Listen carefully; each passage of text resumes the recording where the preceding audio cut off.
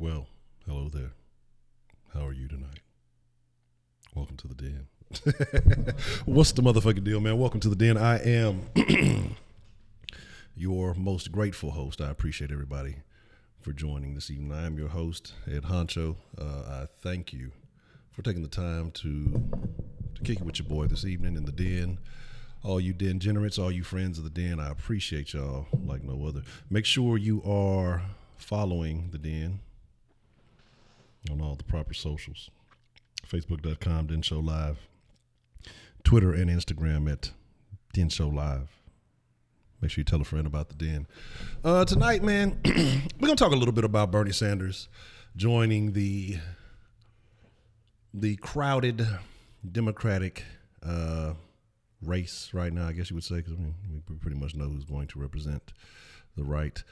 And again, tell y'all again, I'm not left or right. Whoever I feel presents the best ideas at whatever time is, you know, I'm probably not going to support any of them. I'm just going to call everybody out. But let's just look at it, you know. And what I want to talk about is not necessarily how crazy you may think he is or how far-fetched you may think. Because even when he ran last time, everybody thought he was far-fetched and crazy. And since then, the Democratic Party has swung more in the direction in which he was trying to push it. And so now, but his ideas don't even seem as outlandish as they may have been viewed, you know, when he was running. We're going to talk about his chances to come out on top of the Democratic Party. We're going to talk about some other news, very interesting stuff, John Wayne and some things like that. We're going to talk about all of it. But before we get into any of that, before we discuss any of that, we got to talk about what's most important, man. And what's most important is you, the people, the friends of the den generates, those of you who show up each and every evening at 10 or whenever you are able to join us and just, you know, make this conversation what it is, the best conversation on the internet. And so I appreciate all of y'all. Let's see who we have joining us this evening. Y'all look like y'all done jumped in here pretty quick. Jason, what's the motherfucking deal? Mark, hi, I'm C Unbeaten Sports. I gave you power. What's the motherfucking deal? Strawberry 32, Simply Deep. What's the motherfucking deal? Jess Sarah, always good to see you. Ferocious Baker Man, what's the motherfucking deal? Kenneth, go study your homework. 70 is barely making it, not acceptable. 335, what's the motherfucking deal? Let me not fuck up the chat here. Let me see. Roman, what's the motherfucking deal? Let's see. Stina Starry-Eyed, welcome. I've seen your comments on some of the videos, so I appreciate you being able to join us. Welcome to the Den Live. Beyond a funny nigga, what's the motherfucking deal? I ain't Hollywood yet. I told you I ain't gonna go Hollywood on y'all till I get to 2K, you know. Then we'll start. I'm gonna start acting funny, acting like I don't know nobody. Nah, I'm just fucking with y'all. Y'all know better than that. Original man, what's the motherfucking deal? Gene Woods, what's the motherfucking deal? Let me see. Heidi, let's see. The nigga who could, what's the motherfucking deal? Watching it VR, that's what's happening. Let's see. H-Town Sports, what's the motherfucking deal? Make sure I ain't missing nobody. Like, if I missed you, I ain't dissed you. It was just, I may have slightly overlooked you. Jeremiah, what's the motherfucking deal? I hope you brought all the macaroni, because we going to have a lot to talk about. People going to be hungry. White Persuasion. Did I miss you? No, you ain't say. You just not saying something, goddammit. You just sit in the corner waiting to say some shit. But again, so let's talk about it. Let's get into the discussion. Let's speak on it. I want to know how you guys think. I want to know how you guys feel. Bernie, feel the burn. The Burninator. I don't think anybody ever called him that. I just made that up. It was terrible. But Bernie Sanders. How do I feel about Bernie? Or not how I feel about Bernie. It's what I think is going to happen with Bernie. And I'm going to be honest. Bernie's pretty old. Okay. So we're talking about a year or so from now, if not more. And what Bernie will bring to the table. So, and then you would think what Bernie would be close to, was he 77 now? So it'd be close. He'd be in his 80s if he did win in the presidential bid. He'd be old and senile. But I think Bernie actually has the best chance of all of the current Democratic participants, all the people who've thrown their hat in the ring for a presidential bid. And only because of his former popularity, I think you have a lot of people who feel like Bernie got hosed by, we know who, by Hillary. And is Hillary, do y'all think that Hillary is going to throw her hat back in the ring before it's all said and done? Vici, what's the motherfucking, Clayton Geary, what's the motherfucking deal, man? Because I think you look at a lot of these people who've thrown their hats in the ring, there are really a lot of nobodies out there. And, Bernie's name rings bells for the socialists. And there are a lot of people starting to identify with that. And honestly, had Hillary not hijacked the DNC last year, I do believe that, not that I believe, I know for a fact Bernie would have won. And so you have a lot of people who are still in support. You have a bunch of people who didn't fuck with Hillary because of the whole Bernie situation. But that's kind of the point in why I say that you have so many of these dividing parties on the left. Intersectionality is a problem at times because people put their own personal issues and experiences first. And if somebody doesn't relate to that, or they don't look like the way they want to, you're going to have a lot of women on the far left who are going to be wanting a female candidate because there's so many who are putting their names in the ring.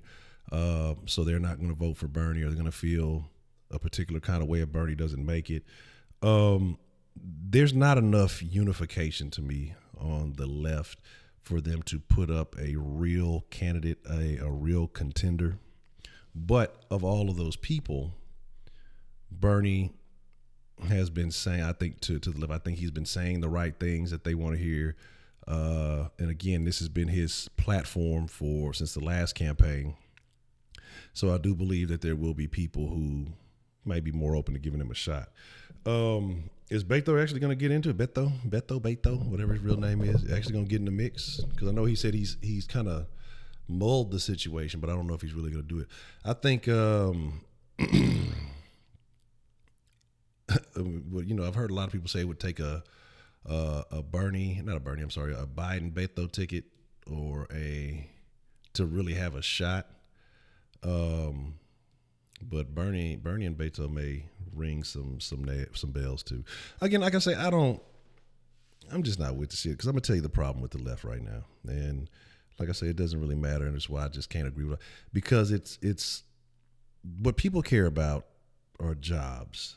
What people care about are, like I say, jobs. Well, job security, actual security. They don't care about the identity politics, and that's the big platform that everybody, we're going to push for equality for everybody. We're going to make sure everybody has the same outcome. That's bullshit. You know what I'm saying?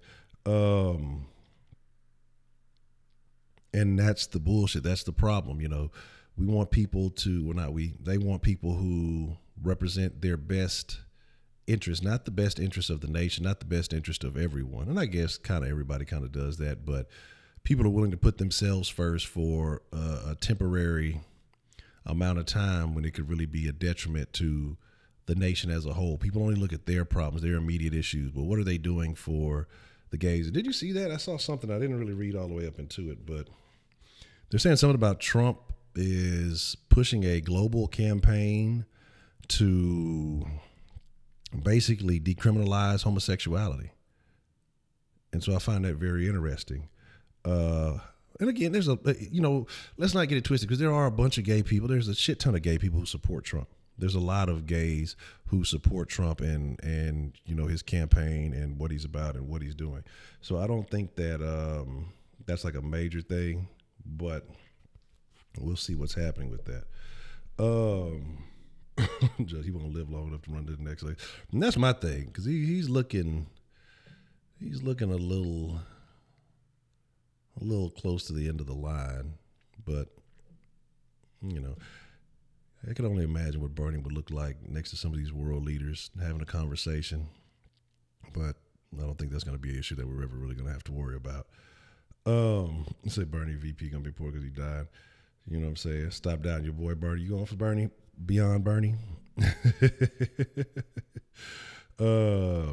Yeah, but here's I think like, well, not in America, it's not a crime, but you know, in some of these other countries that if you are gay, they will wipe you out.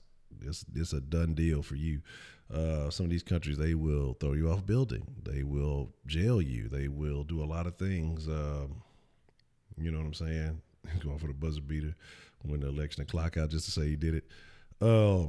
There's an anti-gay emoji. I thought there was a gay emoji. Now they're making a pride flag emoji. Is there a way to not put that on your phone? Like, that's why I talk about the gram and all that stuff. And again, I don't have any issue with gay people. I really don't care. Do what the fuck you want to do. But it's just certain shit for it to be such a small percentage of the population that there's a lot of overly noticeable shit. You know what I'm saying? And like the other day when I posted those pictures of Scotty on the Instagram stories, I saw a bunch of pride and these like little gay stickers and all this other stuff. And I'm just like wondering, is it really that big of an issue, or is it that people really are just making it into a thing, you know? But again, it is what it is. White flag, no rainbow. Is that really an anti-gay thing? Is that really an anti-gay thing? Maybe they just don't like rainbows after the rain and sunshine. You know, for there to be rainbows, there has to be rain. So they're just saying no rainbows, so there is no rain. So y'all reading into it the wrong way. You know what I'm saying? But you know, yeah, but definitely in other countries you will get wiped out. Like, that's the thing. America's really accepting of it. That's why they're so saddened about Jesse and his whole situation.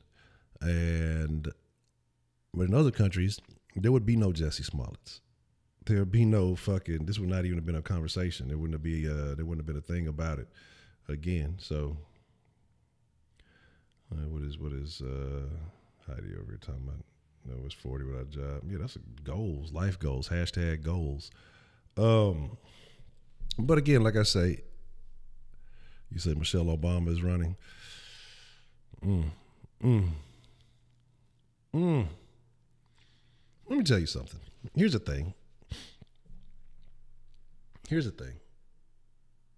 Why are people worried about what the little Obama is doing? That's what I don't get. Like, I don't really give a shit. But you can't quite say it didn't happen to other fucking people, because I know some people who went to school when the Bush girls were in school at Texas, and they were definitely wilding out.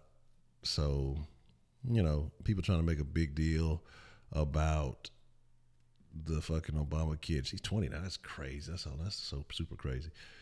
Drinking wine at 20. You know what I'm saying?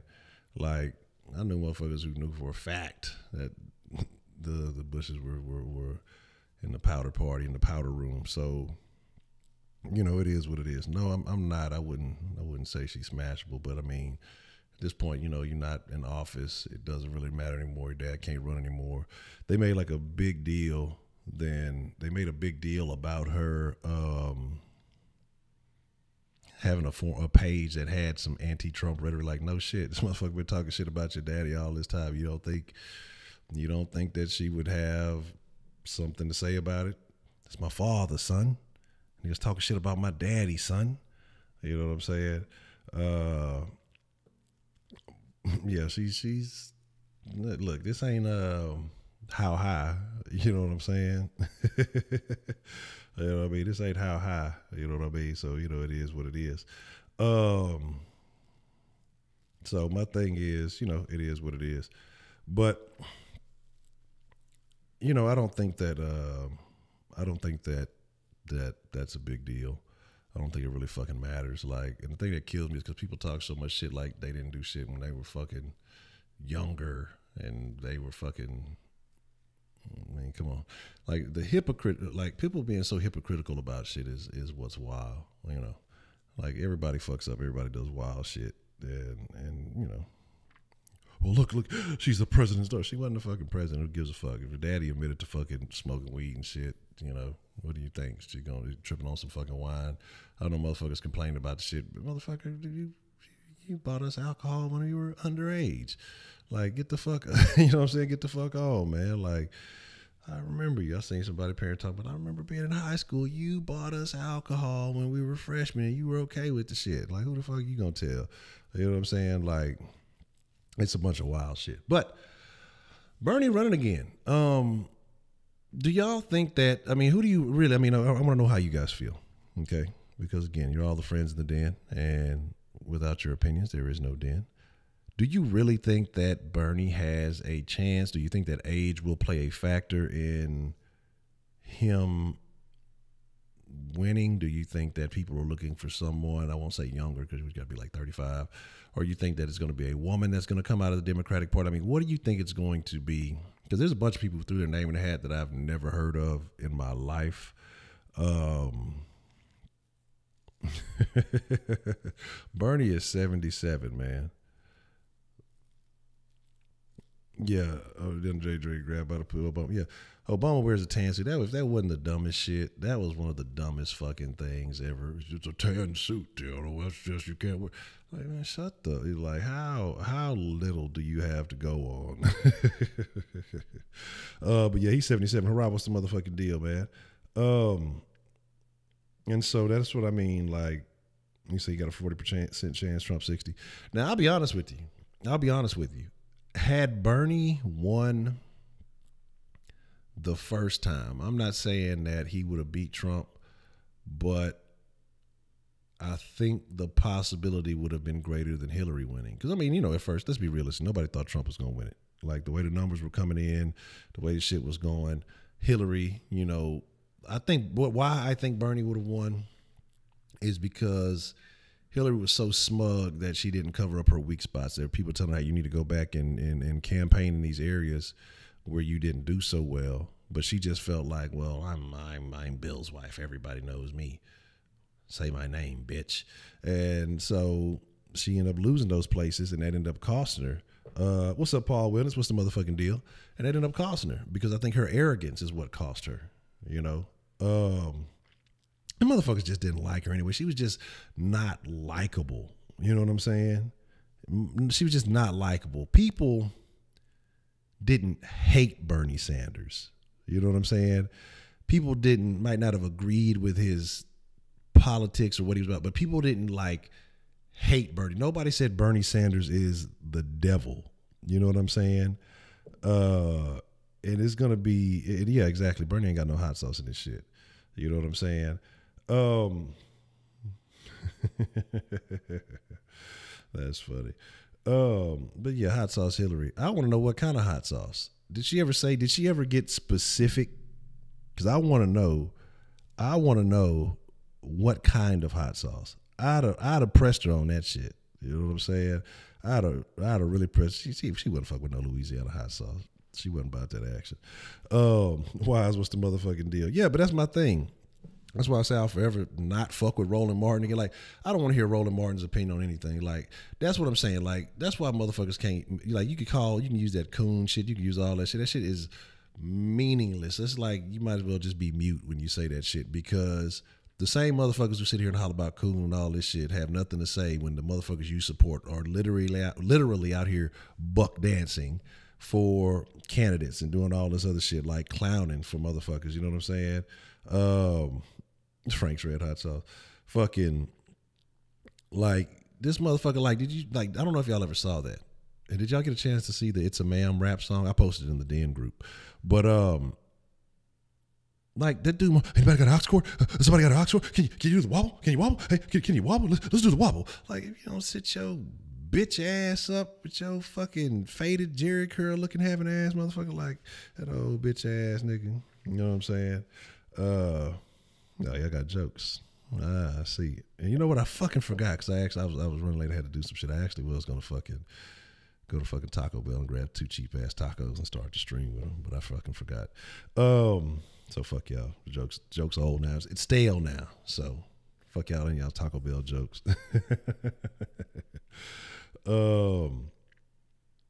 So you know what I'm saying? She's making like $300,000 a speech. Oh man, shit. Terrible, terrible, terrible, terrible. That's really bad. That's super bad. So my thing is though, like I say, I don't know.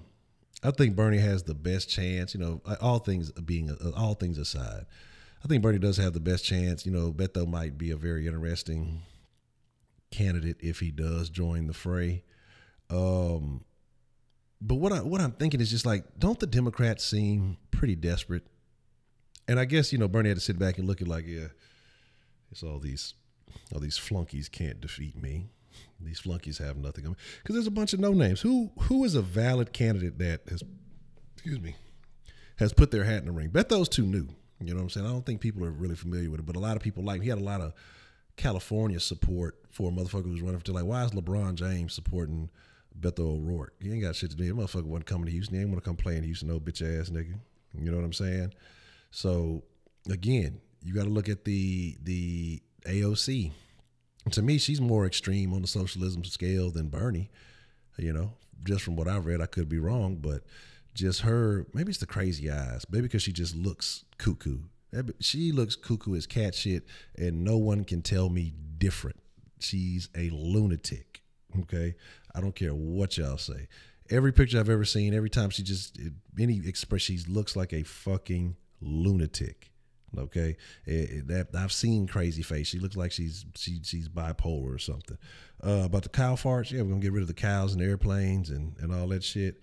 That she is, man. Like I say, she's a very sketchy, you know, very sketchy character. But again, crowded Democratic race.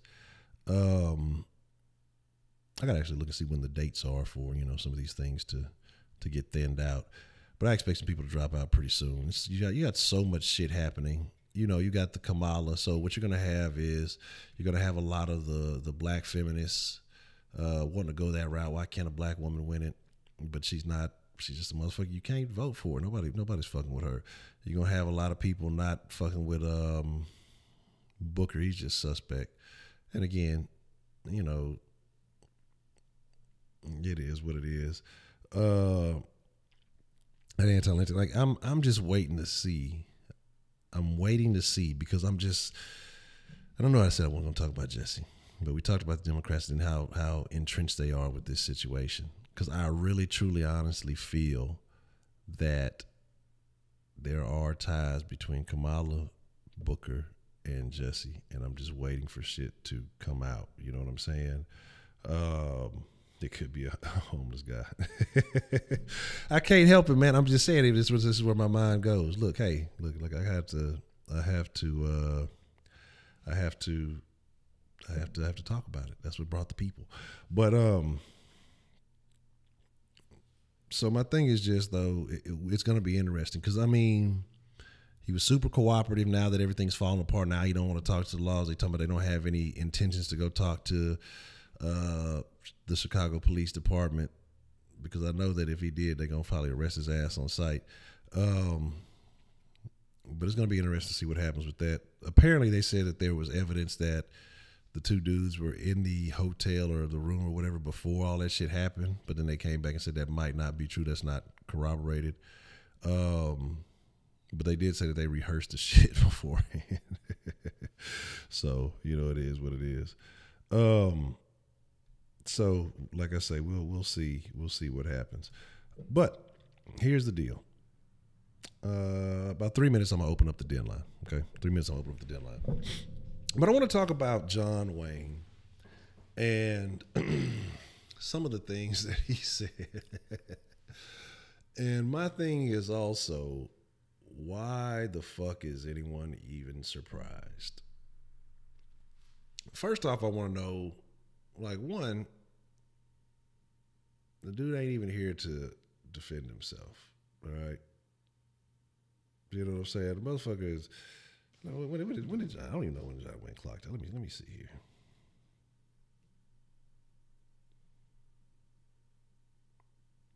Let me check here.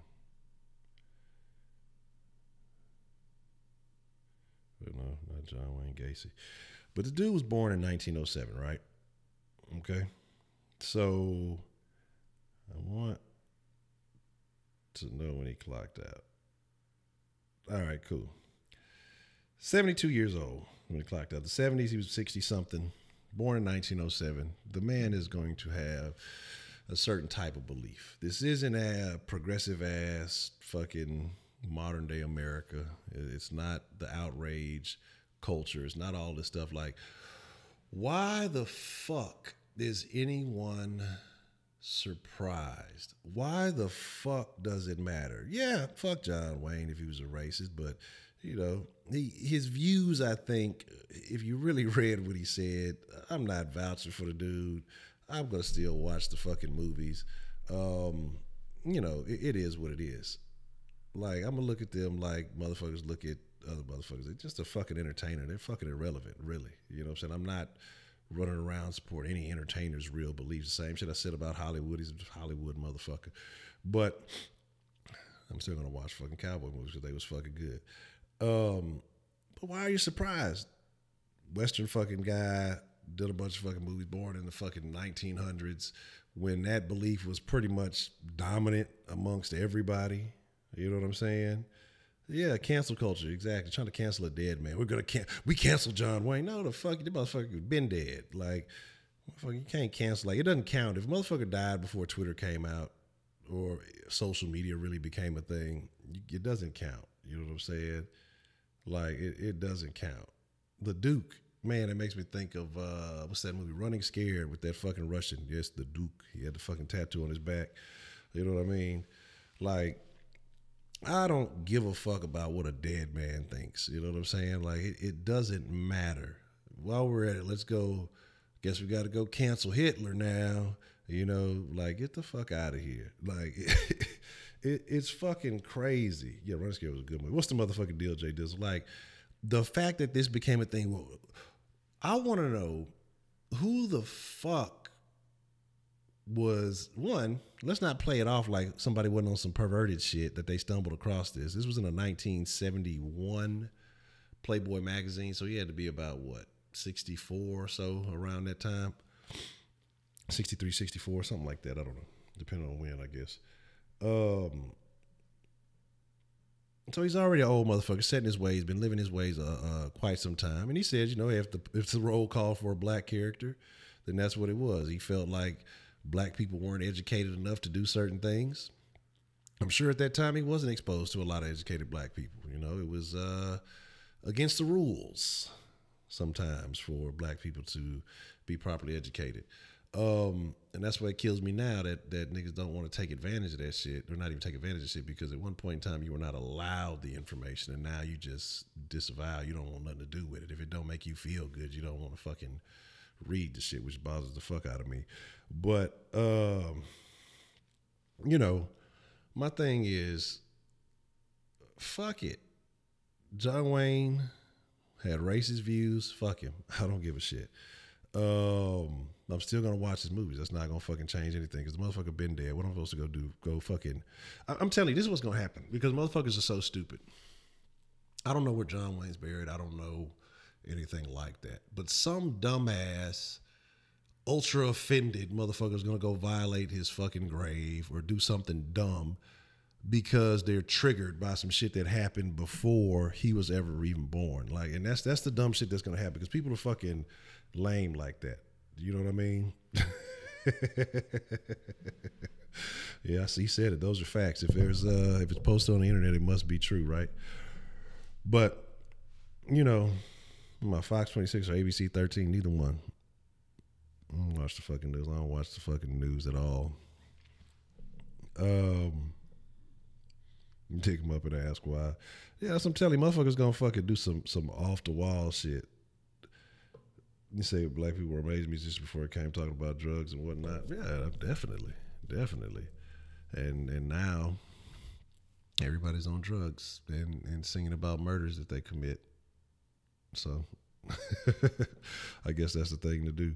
So I hate the niggas who go back and people tweet to find racist shit or homophobic things that people say, yeah, oh my God, those are the fucking lamest. Because who was it? I think old buddy who's coming up for the draft now had some shit. Deshaun Watson had some shit, and I think that shit is still funny because it's still there. He called against his homeboys like, y'all niggas some faggots. Who else had some shit? Like, everybody had some shit, you know? And it's like, fuck. You know what? That makes me think, too. You know what I hate? I hate that fucking commercial that the NBA had. It was almost as bad as the Gillette commercial. Motherfuckers be like, oh, that's gay. No, man, it's not cool to say that. Like, what? Shut the fuck up, NBA. I forgot who was in that fucking commercial, but it was what it was, you know. Off the wall shit, man. Off the wall shit. Yeah, the fucking gay commercial, man. Like, who has the time? Like, again, who's getting paid? Who's benefiting? Like, do you get a bonus? Like, whoever's hiring people to go through people's timelines, right? Do you get a bonus if you find something? Like, is that what that happens? Is that what happens? You fucking, I found a perceived racist or gay comment. And half the time it ain't even racist. It's only the gay shit, really, that motherfuckers,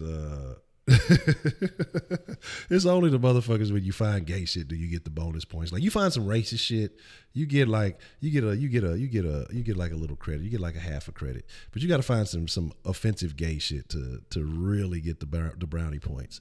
But again, who the fuck cares? And this is why I say people got to stop looking up to motherfuckers so much. 10 years ago, he said something offensive, and I don't want to look up to see if he ever apologized. I still want him to apologize for it every time he ever walks out and says anything. Like, man, kiss my ass, dog. Like, I'm sure there's so much off the wall shit I've said. Like, who gives a fuck, man? It is what it is. You know what I'm saying? But yeah, who gets paid to do this? Where are these jobs at? You know, because I'm sure I know exactly where to start looking. let me get how much do these motherfuckers pay? How much is this bonus you get for actually exposing some shit? Because most of these motherfuckers don't. You just have to not have a life to go. People who want to dox people who want to fucking like I say, search old tweets and social. Like, you have nothing going on in your life at this time that's what you want to fucking do. That's crazy.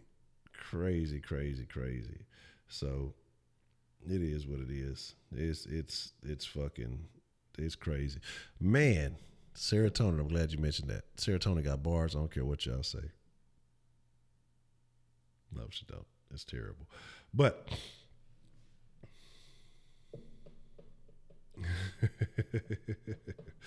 here's the deal. Let's see.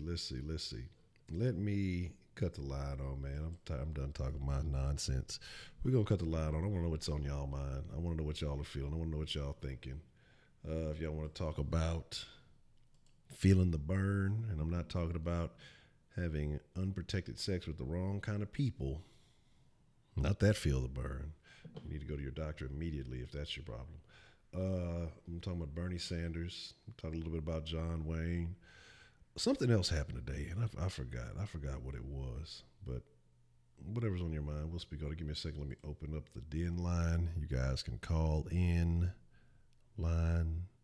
So I got bars like serotonin.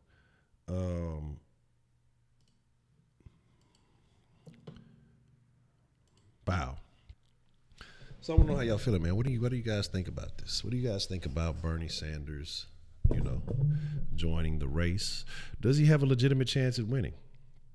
Do you think, I mean, it's basically already a wrap for the Democrats and Trump is going to win again handily? Will the real man please stand up? Superman. Oh, shit. Hit the wrong thing first. What's the motherfucking deal? Who do we have calling in to the den this evening? Man, it's your boy Roman. Roman, what's the motherfucking deal? Roman, what you want to drop in the den tonight, man? Oh, man. Three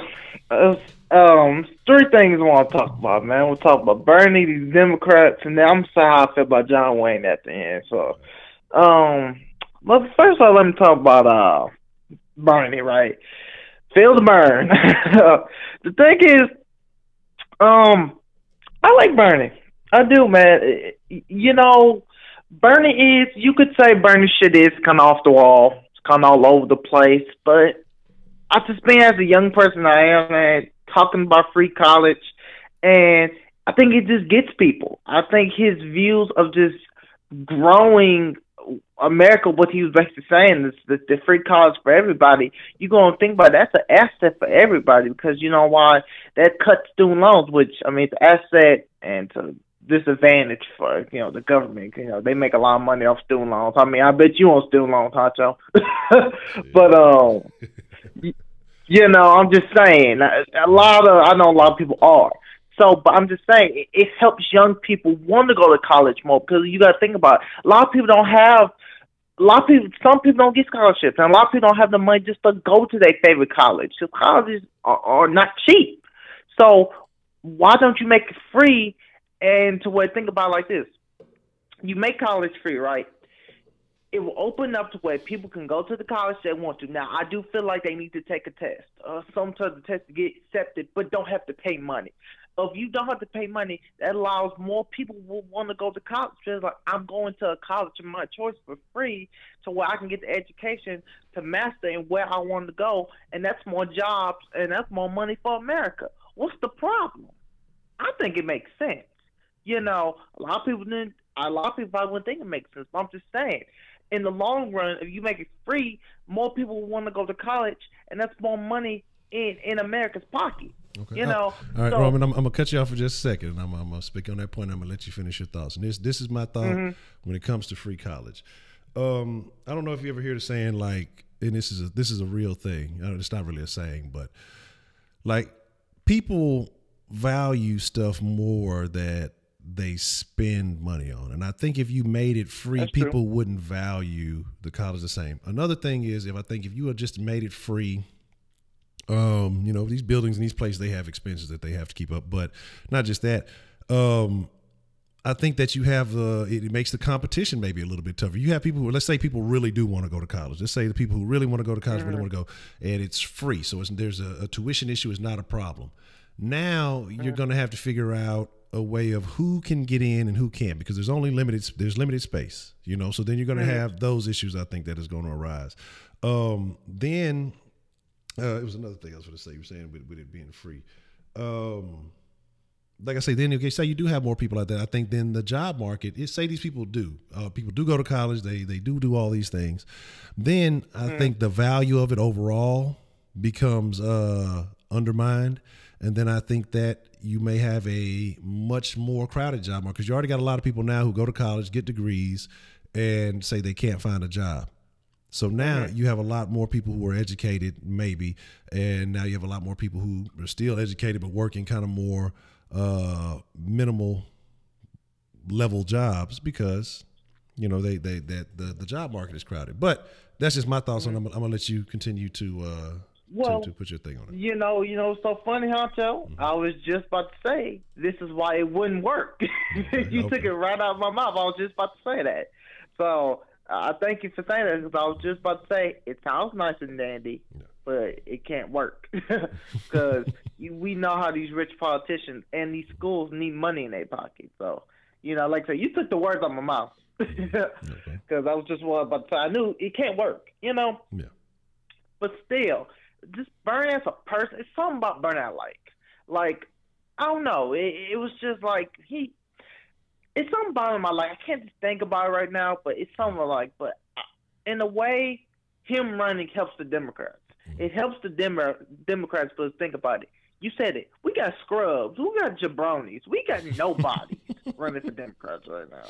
Yeah. Cory Booker and Harris and all them, nobody knows who they are, Honcho. I just learned who they are a couple months ago. I learned she was from California. I forgot where he's from, Chicago or something.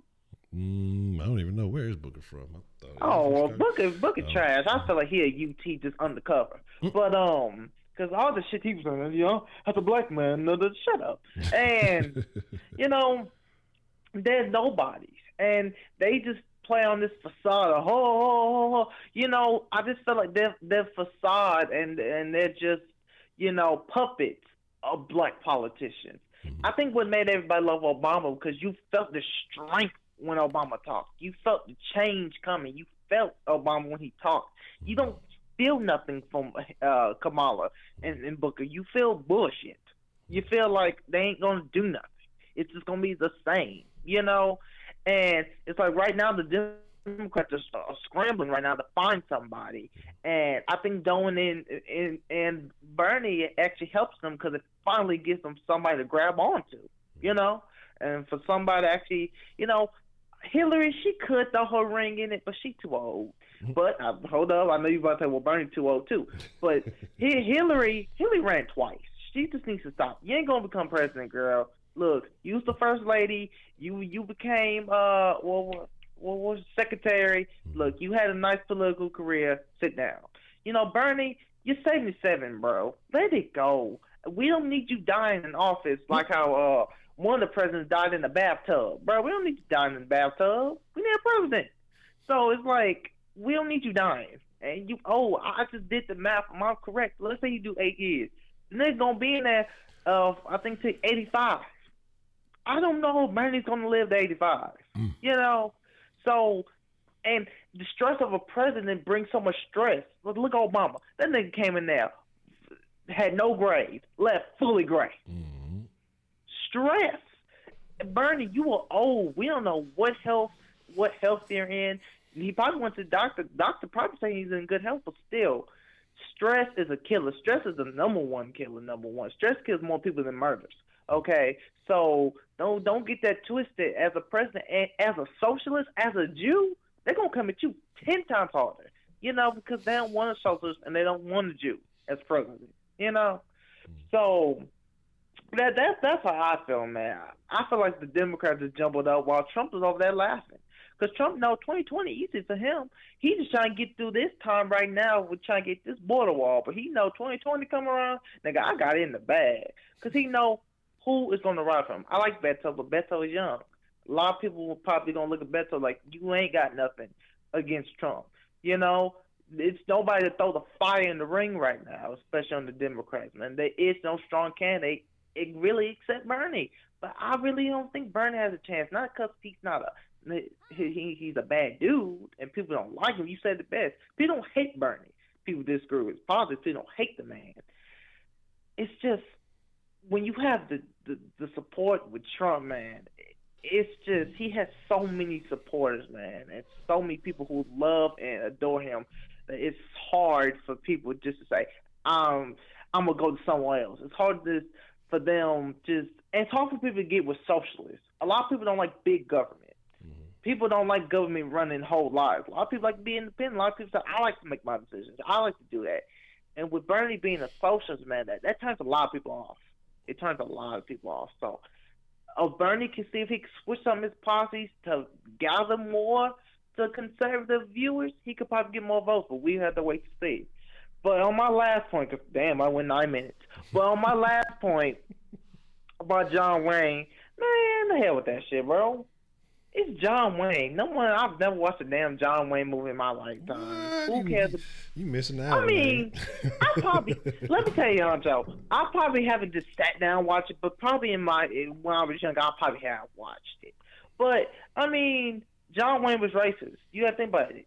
It was during the 30s. Of course, he was racist. Everybody was damn near racist at that time, bro. Segregation was at its highest. Like, who cares, man? And I'ma silence him. Bro, he's dead. Okay?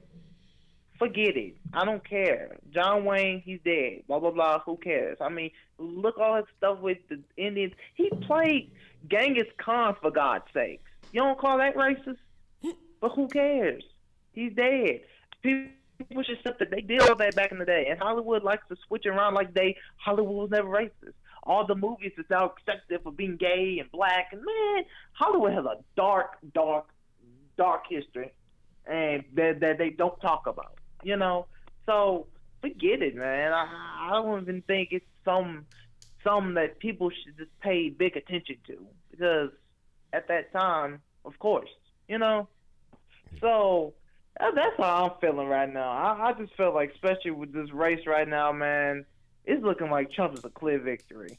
Yeah. Unless somebody throws a fire in the ring or Trump fucks himself over, bro, I just don't see nobody. I don't see anybody that can throw they head in the ring and really do go tussle, go toe to toe with this nigga. I don't see it, man. So we just gotta wait to see, man. Okay. Well, that's a bet, Roman, man. I appreciate your thoughts, We'll continue to see what happens, but I appreciate the call, Yeah. man. Oh, wait, one more thing, man. Damn, where is what's his name? Texas Steve. What was his Man, name again? Texan Steve, man. I don't know if Texan Yeah, Steve fucking man. with the Den, Let me baby. tell you, that's what I meant to talk to you. That man, he is the GOAT of soft sports, bro. He just changed the whole game, man. It was like he came in with all that fire and rage. I'm like, that's what soft sports needs. Man, I don't even care about the facts is right. You just love the damn team, bro. That's how it is, man. Yeah, people want the energy. They don't want the facts. Facts don't even matter anymore. People just want the juice. But that's a bet, Roman, man. I appreciate the call, man. Yeah, man, anytime, bro. I'm gonna see you in the sauce tomorrow and then tomorrow too, man. You know I got you. Already, man. All right. Yeah, Texas Steve was holding down the Texas Steve was definitely holding down the sauce, man. Man, beyond you have to call in and see why you represent your boy Bernie, man. What's the motherfucking deal? Who do we have calling in to the Den this evening? Hey, it's your boy Josh again, man. Josh, what's the motherfucking deal, Josh? What you want to drop in the Den tonight, man? I guess that time for Bernie to run, I guess, but I'm just glad it got to this topic because I kind of know a little bit about it. But as far as Bernie running, I think it's a good idea for him. I think seeing the field, I think him seeing the landscape and knowing that, hey man, it's kind of crowded and he can probably win this thing. And I think he can win almost just off the cloud alone because it's just it's so crowded to the point where now you only need 35% of the actual vote, probably less than that to even win because there's so many people running. And it's just so interesting that he's running against a whole bunch of middle-aged women, funny as that sounds. And if people pay attention, it's almost like things are always predetermined with this party. It's just like the Pelosi came out months ago when everybody remembered that they won the House talking about, oh, we need women candidates. Now everybody's woman is running, funny as that sounds. It's like everything is pretty much pre-planned. Everything is set in motion. And what people got to realize is pretty much just two things. First of all, Bernie is damn near 2 to 3 times as much money just today as all them candidates combined. That should tell you enough in itself. 3-point-something million already. It's not even 24 hours anyway. So going on with that, and the sad news is I see some Armageddon shit happening. I see some crazy shit happening. The reason why I say that is because this it's how this country does its voting block. Can anyone explain me why this country starts voting in Iowa? Can anybody explain me that? Honcho, could you explain that? Anybody? No, right? Next is New Hampshire.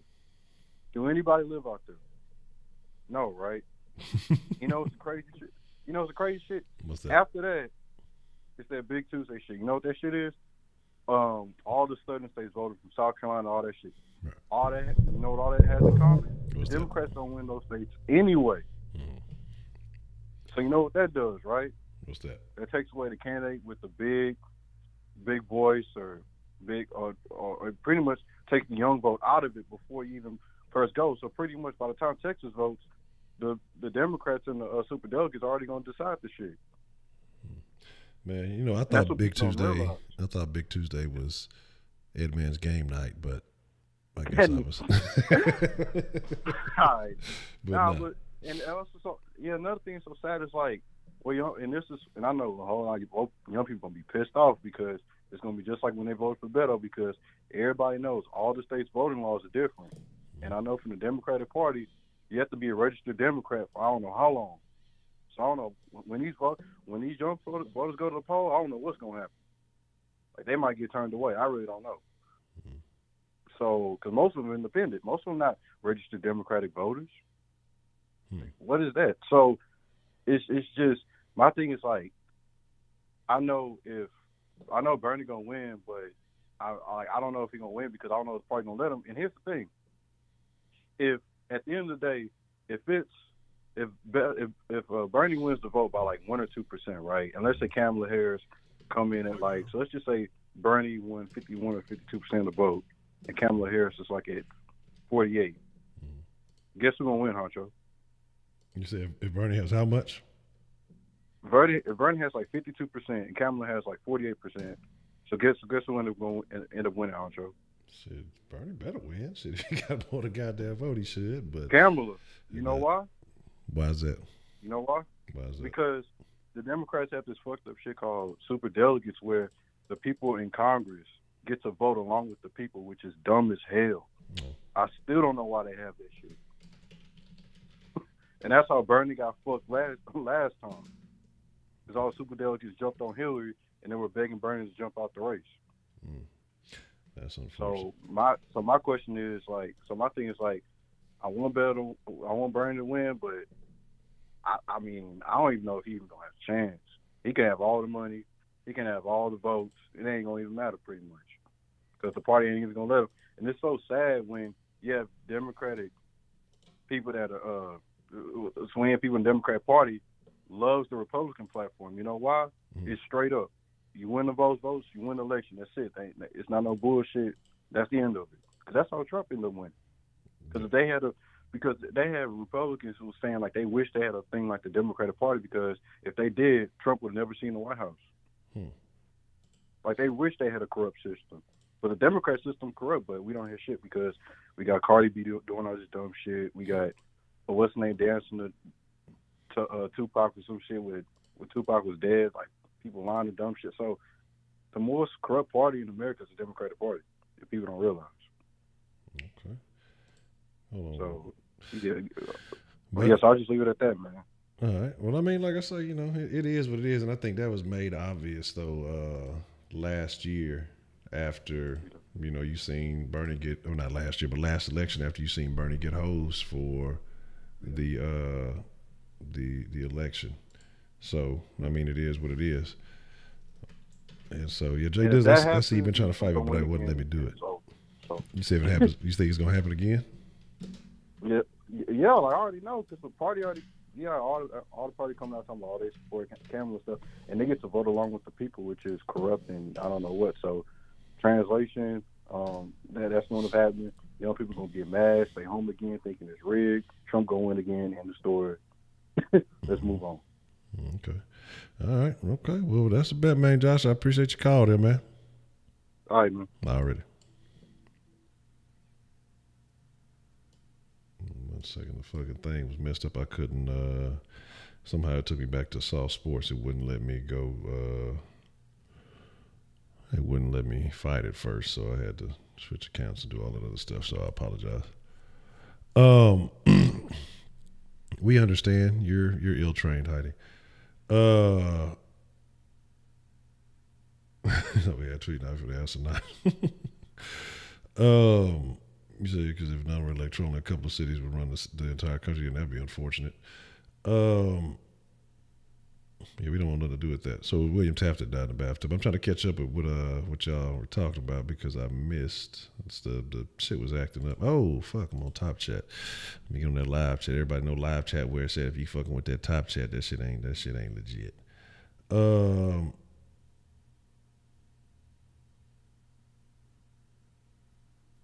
What the fuck kind of definition of that? Somebody ain't updated that shit since fucking 2016, goddamn. But again, man, there we go. Everything should be in order. I ain't want to have to do that to you, Jay Dizzle, but it is what it is.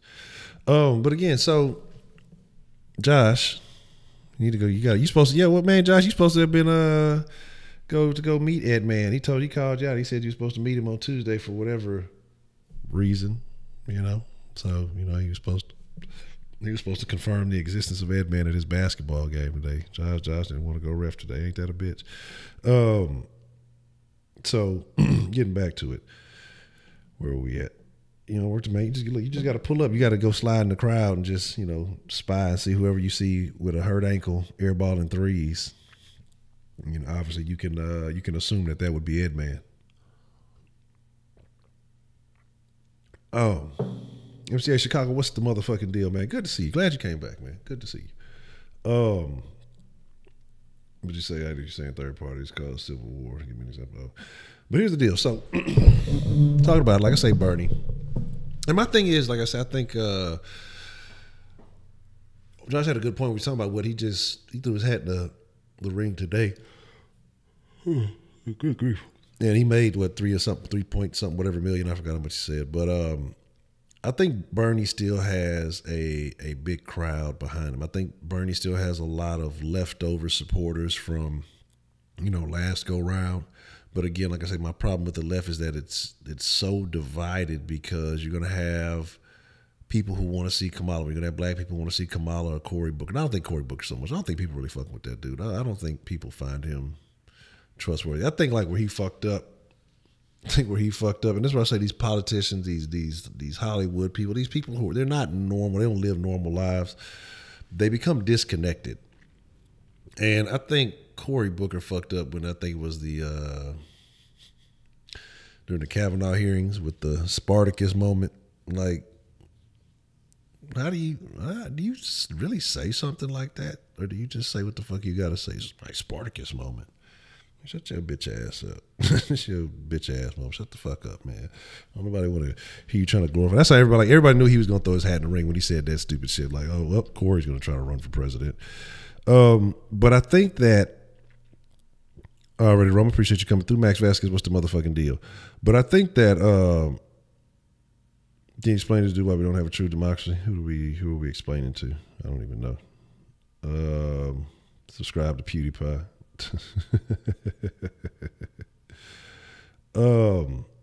But the Cory thing though, I don't know who am I supposed to be talking to, but the Cory thing is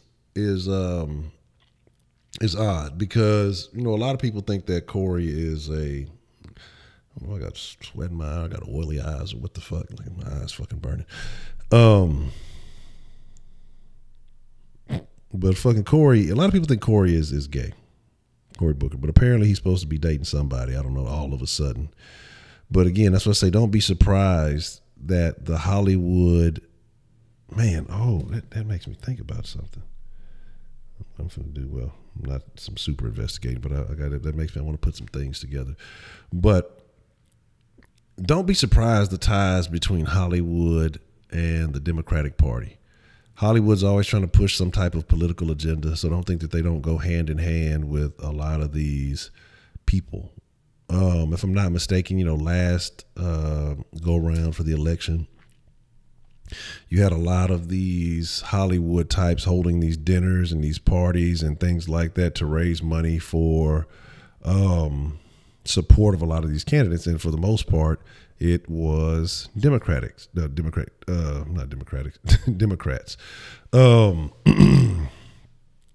And so there are a lot of underlying ties. They have messages, they have agendas. The movies help push the progressive idea because that's when they start doing. That's why you see, like, think about it now. It's not a coincidence that the movies have been pushing forth more female lead characters, more female roles where, what do they call non-traditional gender roles? What was that movie that really made me realize? Was that Magnificent Seven when they remade that? It was nothing like the original.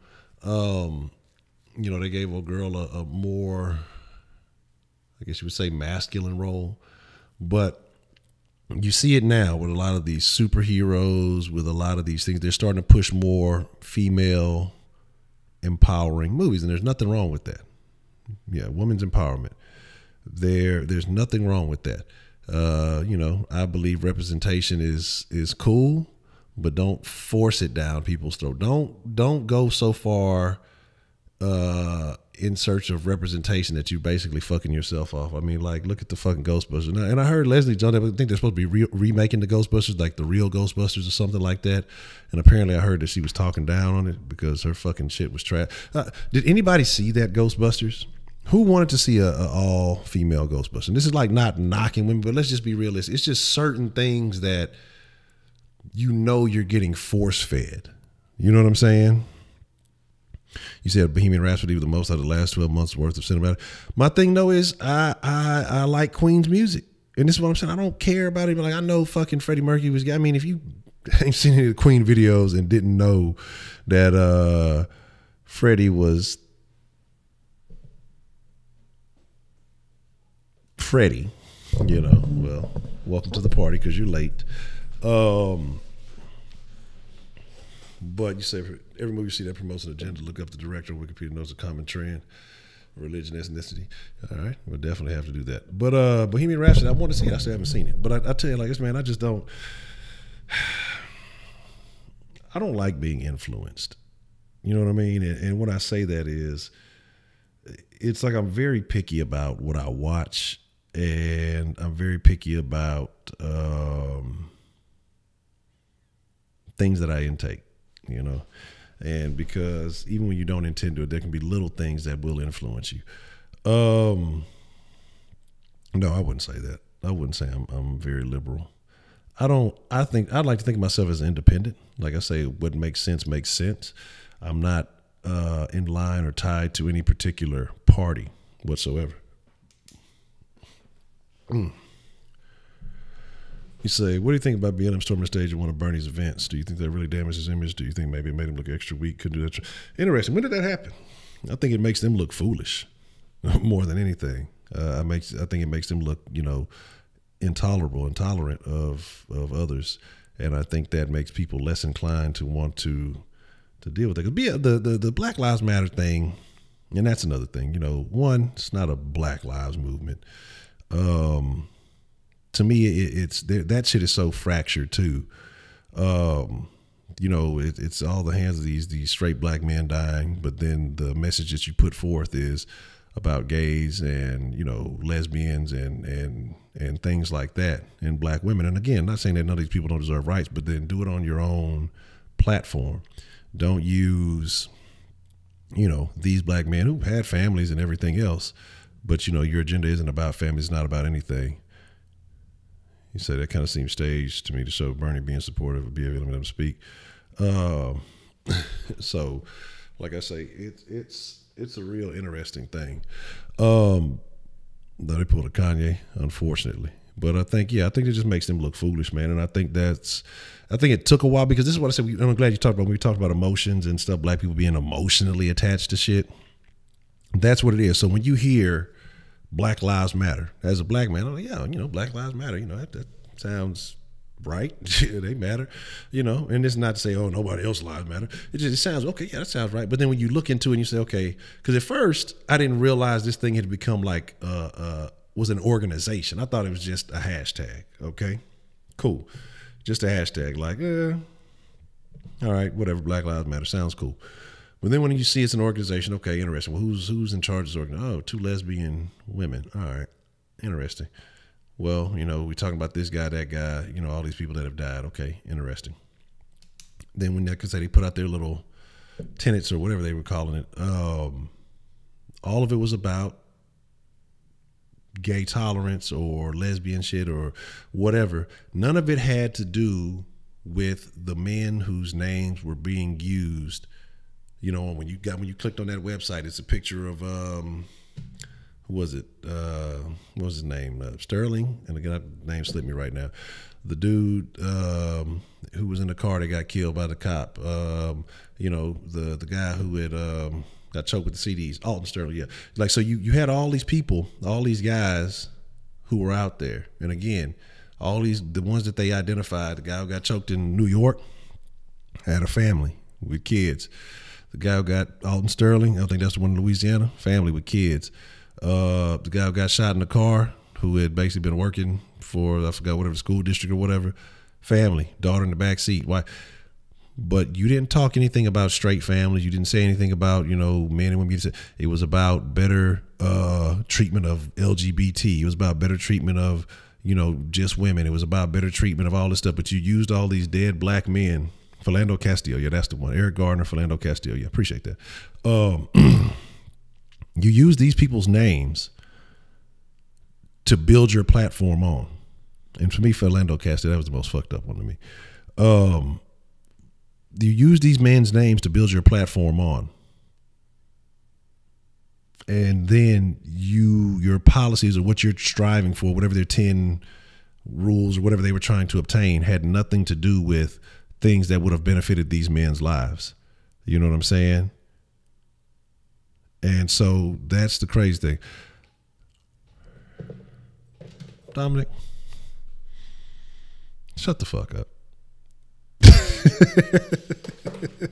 Shut the fuck up, Dominic, because I want the Texans to do better. So I'm using them as a platform because I want them to do better than what the fuck they're doing. So that's why my platform is about Texas. But I build my platform on the city of Houston.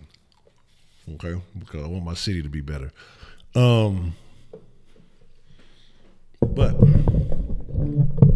Sterling, I don't think that he was fighting with the fucking cop. I mean, that didn't look like, trust me.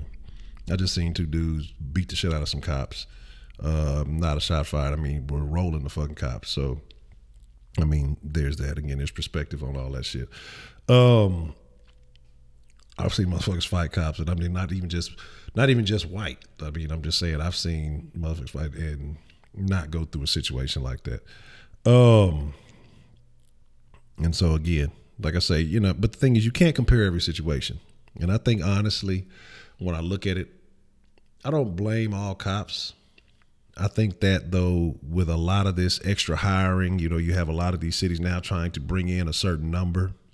A lot of people trying to, you know, up the number of cops in certain cities. I think that the standards are becoming more lax. And so you're allowing people who really aren't qualified to be police. You know, you have a lot of people who are not qualified to be police end up getting police jobs because they have to reach these numbers that they want of police on the force. So I think it's those people who truly are, they may have good intentions, but then they get in the mix and realize, hey, you know, maybe it was something with it. Because I had a homegirl, and she was talking about, you know, she was going to go and be a cop. And I'm like, that's the last place you need to be. And it was only because, you know, some other stuff didn't work out for her or whatever else. And I think she had a degree in some other things, but she was just like, yeah, I think I'm finna go try out for you. I'm like, how? You're not very athletic. You're a pretty scary person from, you know, everything that I remember. Queen. I'm not wasn't never really a super big Kiss fan. You know, she's a relatively scary person. So I think what you have is, like I said, when you start trying to meet certain numbers instead of the quality, it's just that quantity over quality situation. What's the motherfucking deal? Who do we have calling in to the den this evening? Hey, what's up, man? What's going on? What's up? It's Gene. Gene, what's the motherfucking deal? So I'm sitting here because I remember the last time we had a conversation about being armed and getting into a physical altercation with people, right? So isn't that the same thing that happened with the whole Sterling thing down there? Now, the thing with Donald Sterling is like I said, from what I call, like I said, I didn't remember anything about the gun situation. I've heard people say that, but I didn't see anything that had confirmed it. So if that is the case, not Donald Sterling, Donald Sterling, Alton Sterling. You know, now if that's the case, it's a different situation, but let's be real. I don't think that's a situation where he was really trying to draw down on the cops. I think that it was a little skewed from the video that I saw. It looked a little different from my perspective, but again, it could be my own personal bias, but I don't think that it was a situation where he was reaching for the gun, trying to take him out. Look, Donald Sterling just as bad, goddamn. Okay. I respect that. All right, so I don't know, just the way I view it, think about it. Just put yourself in the shoes of a police officer, right? You go to a call, someone's reporting that somebody pulled out a gun on them and just brandished it, right? Yeah. In a threatening manner. Yeah. All right, so you go to the call, you see a guy matching the description, you go to that guy, hey, you're trying to figure out whether that report is true, right? At some point, you start wrestling with this guy. You're grabbing his arms. You're trying to, you know, get control of him. You've already tased him. That doesn't work.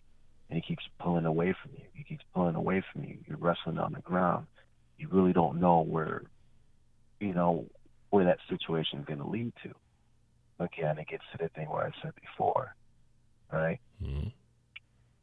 He's got a gun in his pocket. You realize that he has a gun in his pocket, and he's fighting you, you know, to get away from your grasp. Yeah. What do you do at that point? How many times can you tell this person, hey, stop pulling away? Hey, stop doing whatever it is that you're doing? At what point do you think, while you're wrestling someone with a gun, right, is it okay for you to have enough, self-preservation, to get that fear where, hey, listen, this is getting out of control. We've tased this guy. It's two of us on top of him. We still can't get him under control. If you can shoot someone with the gun in your pocket. You can manipulate that weapon and shoot someone. He doesn't even have to pull it out. So I guess I always try to put myself in a situation where, obviously, if I'm armed, right, and I have some type of interaction with police, it's like, listen, I'm not even going to fuck around. I'm not going to do nothing. I'm not going to let these people who are also armed,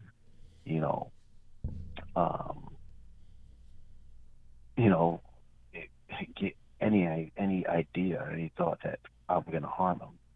So it's like, how do you deal with that situation? First, you're saying if you're tussling and you're wrestling, I find that very interesting because that's where I start. And trust me, there are some anomalies. There are some large people out there. But then I start questioning, why can't two officers successfully detain this man?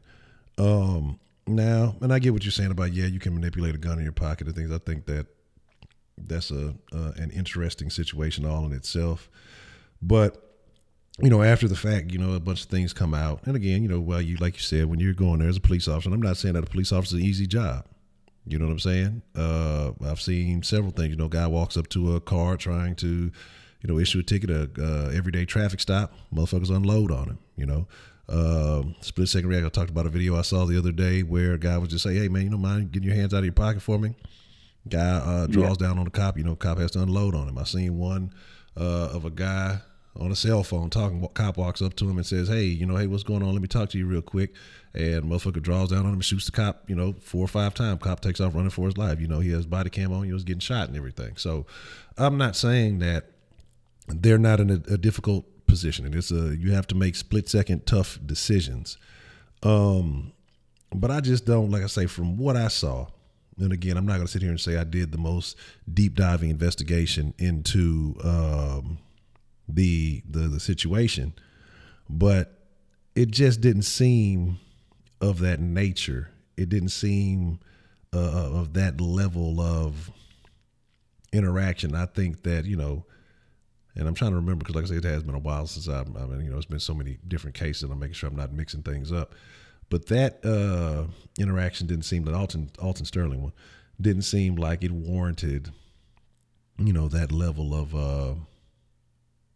interaction. I didn't see the type of energy looking like he was going to try to kill the cops. This guy had multiple instances. Motherfuckers selling CDs ain't finna try to kill him. If it was some drugs or something like that, I would expect it. I'm not doubting and not saying he didn't have a gun on him. In that type of neighborhood, in that type of environment, you don't know what kind of other motherfuckers you're dealing with. But if your biggest crime is selling some CDs, you're not a motherfucker that's trying to go all out with the cops.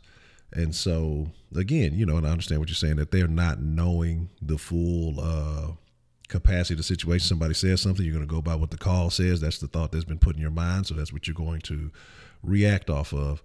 But, when it comes down to it, like I said the other day, if it comes to you being fearful and thinking that somebody has an opportunity to take your life or to cause serious bodily harm to you, then you're going to do what it takes to protect yourself first. And I see nothing wrong with that. But I just think that situation, if it's from what I recall, something was a little bit off. I'm going to have to go back and watch the video on that one before I can just give an absolute comment, because like I said, it's been a while. But from what I remember, that one seemed like, I think that the gun was jumped, well, no pun intended, was jumped a little bit.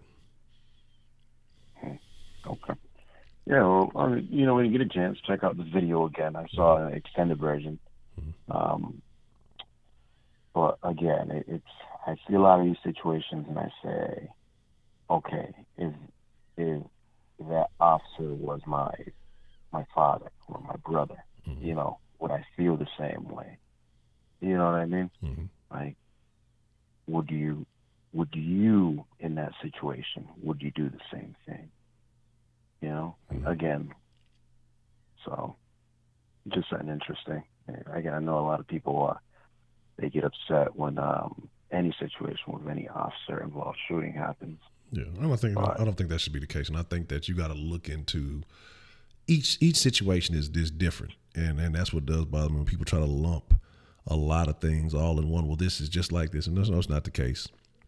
It's one in each. Every situation is different, and they all have to be respected for what they are. I don't think you lump all this stuff together because I think there's different cases. They're involving different officers. It would be something different if it was all the same fucking cop in every one of these situations. Then you might have something.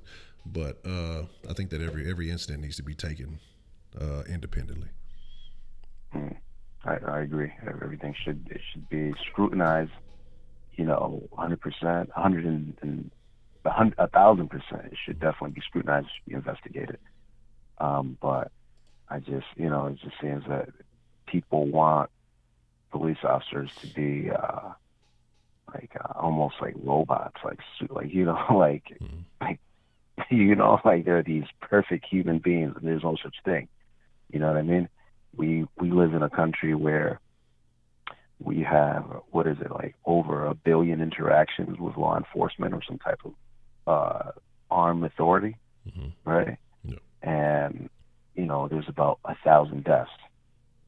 So if you look at the percentages, from the amount of interactions that we have with law enforcement, it's actually really low. You look at something like the medical industry, we have over 200,000 people die a year from malpractice. So just, you never see the same type of scrutiny on, let's say, like doctors, they also do something, that's very important. So I just, people need to put things into perspective. One more thing, I was also inquiring.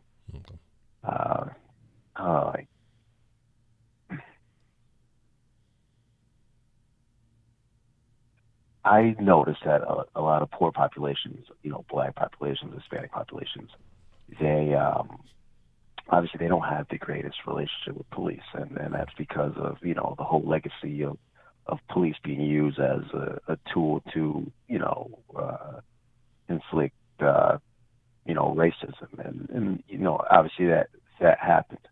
Yeah. But moving forward, obviously you can say that it's gotten better to some degree, but people really do still think that it's one of the biggest issues that us minorities face. So if it's really a big issue, what do you think about having like classes, in high school where you have officers come in and they actually talk about how to interact with police and actually do like role play stuff? Why isn't that something that we try to institute in, let's say, school? You have a lot of young boys, a lot of young men, a lot of young minority men who are we're the ones who are having the most negative interactions with police. Why isn't that something that you think they haven't tried to implement, where we get more police officers around these young men? I think you got a couple of things. And one, I think, of course, your education starts at home. And when you have been taught a certain way at home, regardless of what you get in school, as people go to school and they still don't learn, the normal shit they're supposed to learn. It sounds good, but you still don't really give a shit. I mean, it may be you may spend a little time doing this and doing that and trying to create some understanding, but I don't know how much of an impact it'll have, because when you go home and you have situations where you know, that these same cops or whatever in a lot of these situations, and I'm not blaming all the cops because, again, sometimes, you know, a lot of these guys or you know, you have a lot of situations where people are doing shit even at a young age. But, you know, they can put on one type of impersonation at school and, you know, make it seem all professional.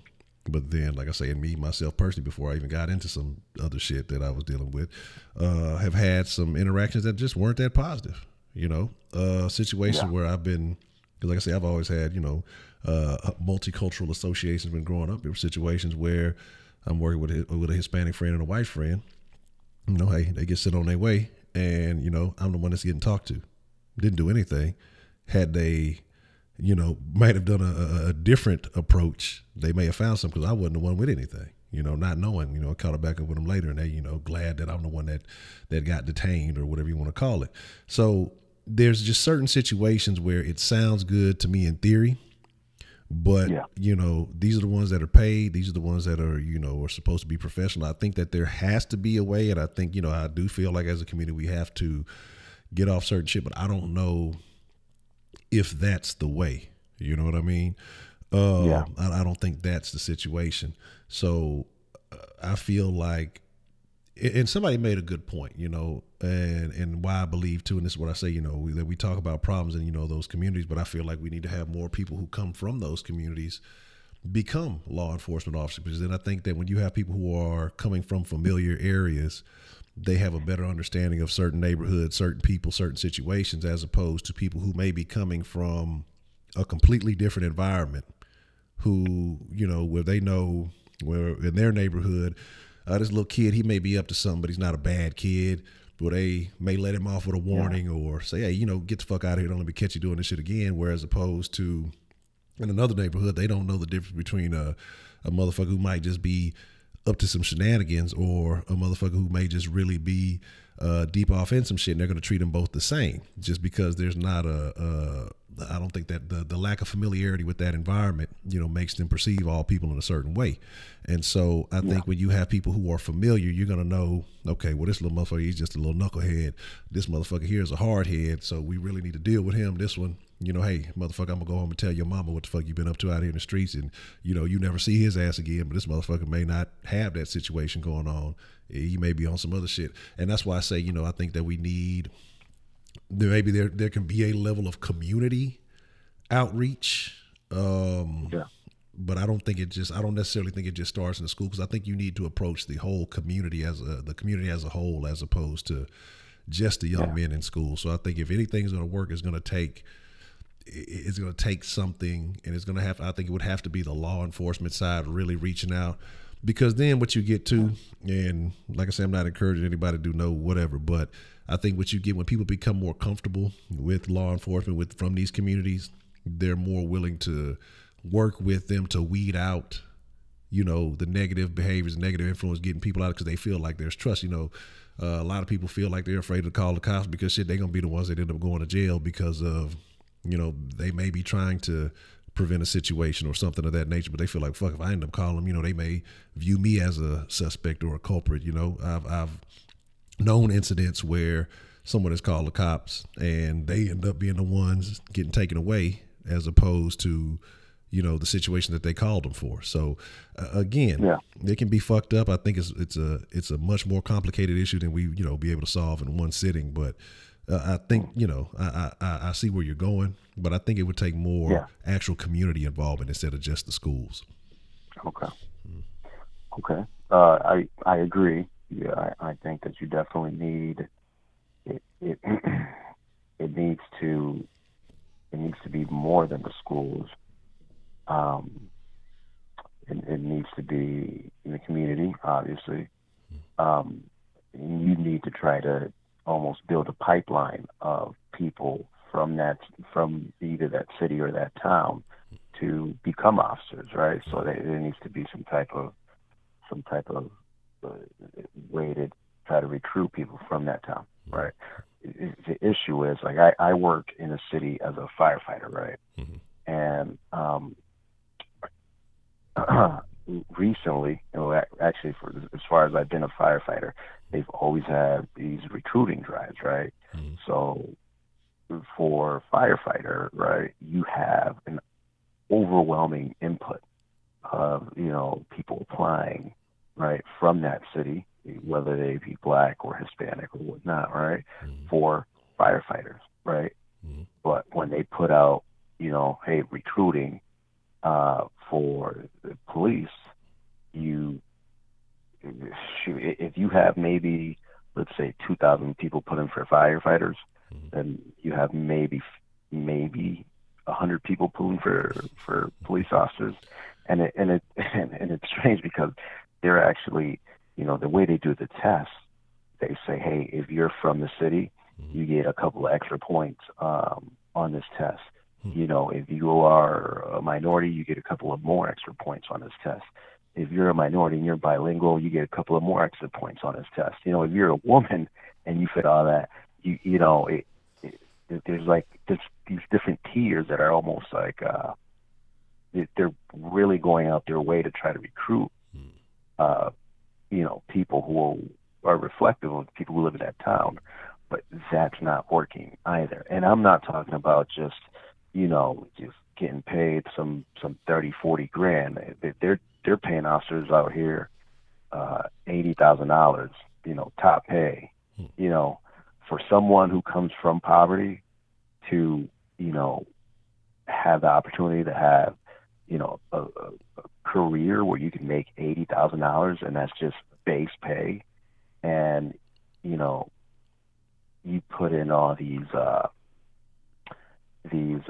caveats, you know, that help you more so than other people who aren't reflective of the population in that town.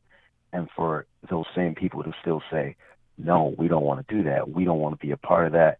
You know, that's corny, or, you know, that's just, it's kind of disheartening, you know, because, you know, I live here, my family lives here, and I want to see people like me do that kind of stuff. But, you know, you don't see it. What do we do? I don't know. And again, I think that there's a level of, you know, where there's personal accountability. You can't want change and not be willing to, you know, be a part of that change. And so that's where you're going to still have people who are going to complain, who are going to be upset, but, you know, nobody's moving in that direction to benefit. And like you said, the type of pay that's decent income, if you're talking about base pay, let's not talk about all the money you get to steal off the drug dealers. That goes untaxed. You know, but seriously, I think that that's a situation, an opportunity that more people should take. And again, I don't know what it's going to take to influence people, but I mean, you have, I think it's a big deal, especially like you say in the minority communities, because you have people who know people who are on the wrong side of the law, and they don't want to feel like, I think they're disassociating themselves from that by going and being a law enforcement officer or whatever it is. So I think that there are, you know, personal issues. And I don't know how to solve it. I really couldn't tell you, because I mean, you know, I think people just have, you know, personal feelings about certain things. I really couldn't give you an answer on that one. All right. Well, one last thing, and then I'll make this it.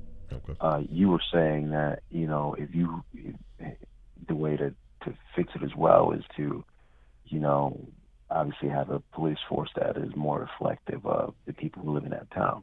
Mm-hmm. But then you have a lot of cities who are, you know, at this point, 60%, you know, minority, 60% reflective of the people who actually live in that town.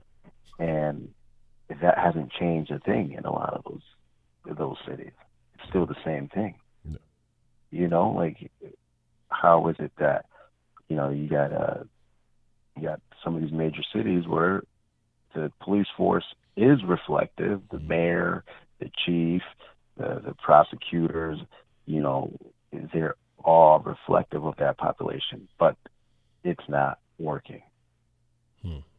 That's a good one. Because I think you see a lot of those cities tend to lean a particular way. And I think you could maybe look into some of that as to why, you know, certain stuff isn't working. And you see a lot of these cities who do lean that way. A lot of these people are able to get away with a lot more. But I don't know. I don't know why that doesn't change, why that doesn't impact. I don't, like I say, I really don't have the answer. But again, because then it still may be an issue where, hey, the same way we talk about when somebody comes out of a poor neighborhood and they do well for themselves, they're considered a sellout, or they're considered this, that. They're not looked at as a role model as somebody would, the dude on the corner selling drugs or something, who's hustling as opposed to a legitimate way. And so, it might be a stigma where these people do go out and do that, and they're still looking the same way. They feel like, they sold out, or they came from here, they think they better than people. Again, like I say, these are ideas, and again, theories. Like I say, even though theories don't always work, but this is my theory as to something that could help it. But I guess I'd have to look a little bit further into that. But I can't tell you why that doesn't work so much in those cities. And maybe in those cities they are a little too lenient. Again, like I said, I don't know. Okay. Yeah, so that was all. Anyway, yeah, no, fuck Bernie Sanders. I got a question. Somebody asked your opinion on Juicy Juice, 100% juice for no juicy juice. Juicy juice, like the actual juice, or we talking about Smollett? What? I don't get it. We're talking about the Jutang clan. Oh, the Jews? Yeah, somebody inquired in the chat. Yeah.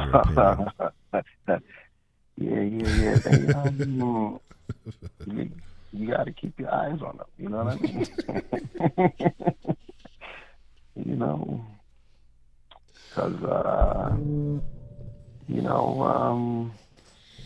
Because shit seems to go kind of weird. That's that's it. Okay, well, I hope everybody enjoyed the last episode of The Den tonight, but nah. Hey, brother. But all right, I'll man. see you. All right, appreciate the call, man. All right. Shout out to G, man. Very interesting conversation. But yeah, I mean, like I say, these are just theories, and I don't have the answer, Sway. How do we mend the relationship between the people and law enforcement? Because, and let's be realistic. I think that, yeah, there's a lot of fucked up shit that goes on. But at the same time, man, you got to own up to certain shit. And people essentially don't want to get caught. Of course, you doing some shit, everybody's not getting shot by the cops. Everybody's not getting killed by the cops. It's just now that we have this, like I say, that 24-hour news cycle that, that puts the information right in front of your face, and then it's repeated. You hear about the same situation 10,000 times. It makes you feel like it's happening, more than it is. Man, I saw somebody say, even if it got down to one, people will still, yeah, I mean, and that's the thing. People will never get it. It will never be perfect. There will always be situations. There will be situations that call for deadly force, until we start sending robots in to do all the work. Then everybody dies. Robots ain't going to love none of us. AI is going to take over. We're all dead.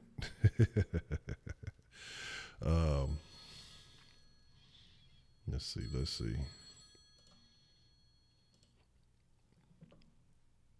All right. What's the motherfucking deal? Who do we have calling into the den this evening? What it do, Honcho? It's your boy, Unbeaten Sports, man. Unbeaten, what's the motherfucking deal, man? What would you like to drop in the den tonight? Earlier I was on Instagram and on my timeline, something came down. I know you kind of touched on it. I don't remember exactly what you said a couple of videos ago about it was a T.I. was dissing Floyd Mayweather and about the whole sweater and that situation. Another thing that came down my timeline today was Burberry came out with a sweater. They had it on a fashion line or whatever, and it had a noose around the neck, right? And so my initial response was like, "Yo, what?" Yeah. The sweater is one thing, but the noose around the neck. First of all, a noose is not fashionable. in any sense of the form. And then on top of that, you got the history behind the noose. It's like,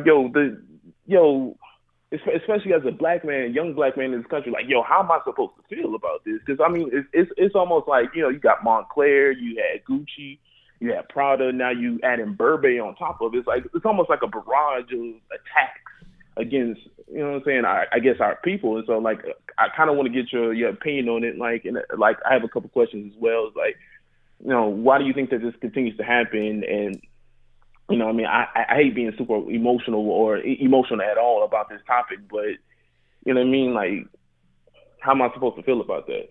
Okay. I got two questions for you before I give you kind of my thoughts on it. Now, what happened with the Prada and the Montclair thing? I've been hearing people mention that, but I didn't hear what.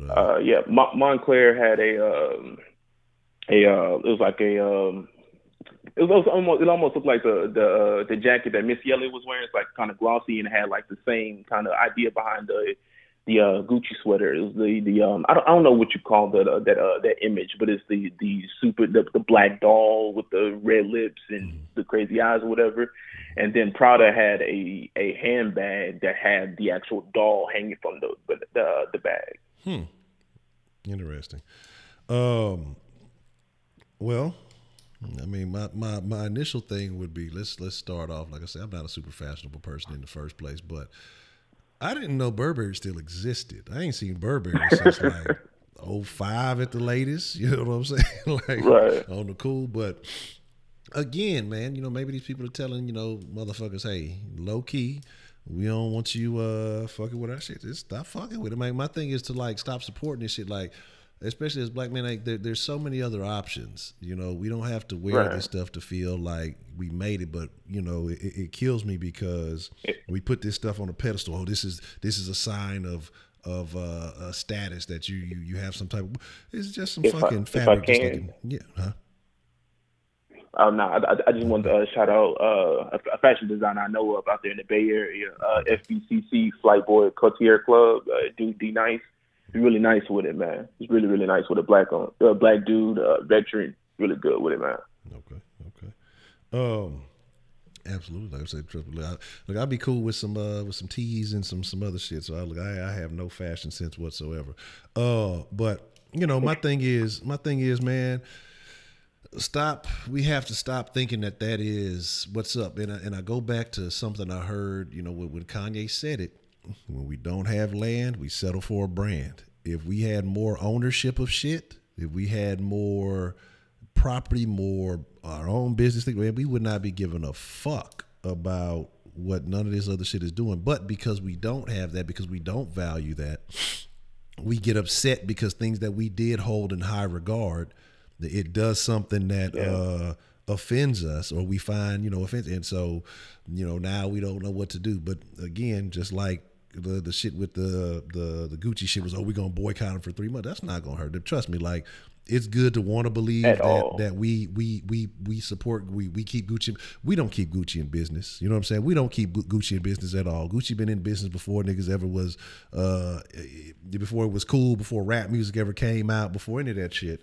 And my thing is, if you fuck with it, fuck with it. If not, whatever. And then a lot of people ain't gonna let you have a noose, considering it as a black thing. They trying to make it about suicide prevention and all that. So they're not gonna they're not letting black folks claim the noose sweater with the Burberry. I see more people talk. Yeah, all the people who commit suicide. It still don't even make sense because suicide ain't even cool.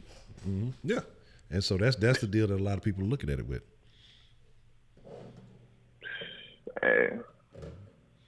But like I say, man, all of it, when it comes down to it, is, man, hey, I feel like at this point, if you're not seeing the message, and the thing is, it's either a message of them saying, hey, we ain't really rocking with y'all, because obviously if motherfuckers feel like black people been spending all this money with these companies and they're not slightly familiar with black culture or whatever it is, that it's going to trigger something, then obviously they don't give a fuck. They appreciate your money, but they don't give a fuck about you. Or if you feel like they're insensitive or whatever, or this is marketing, because then what happens?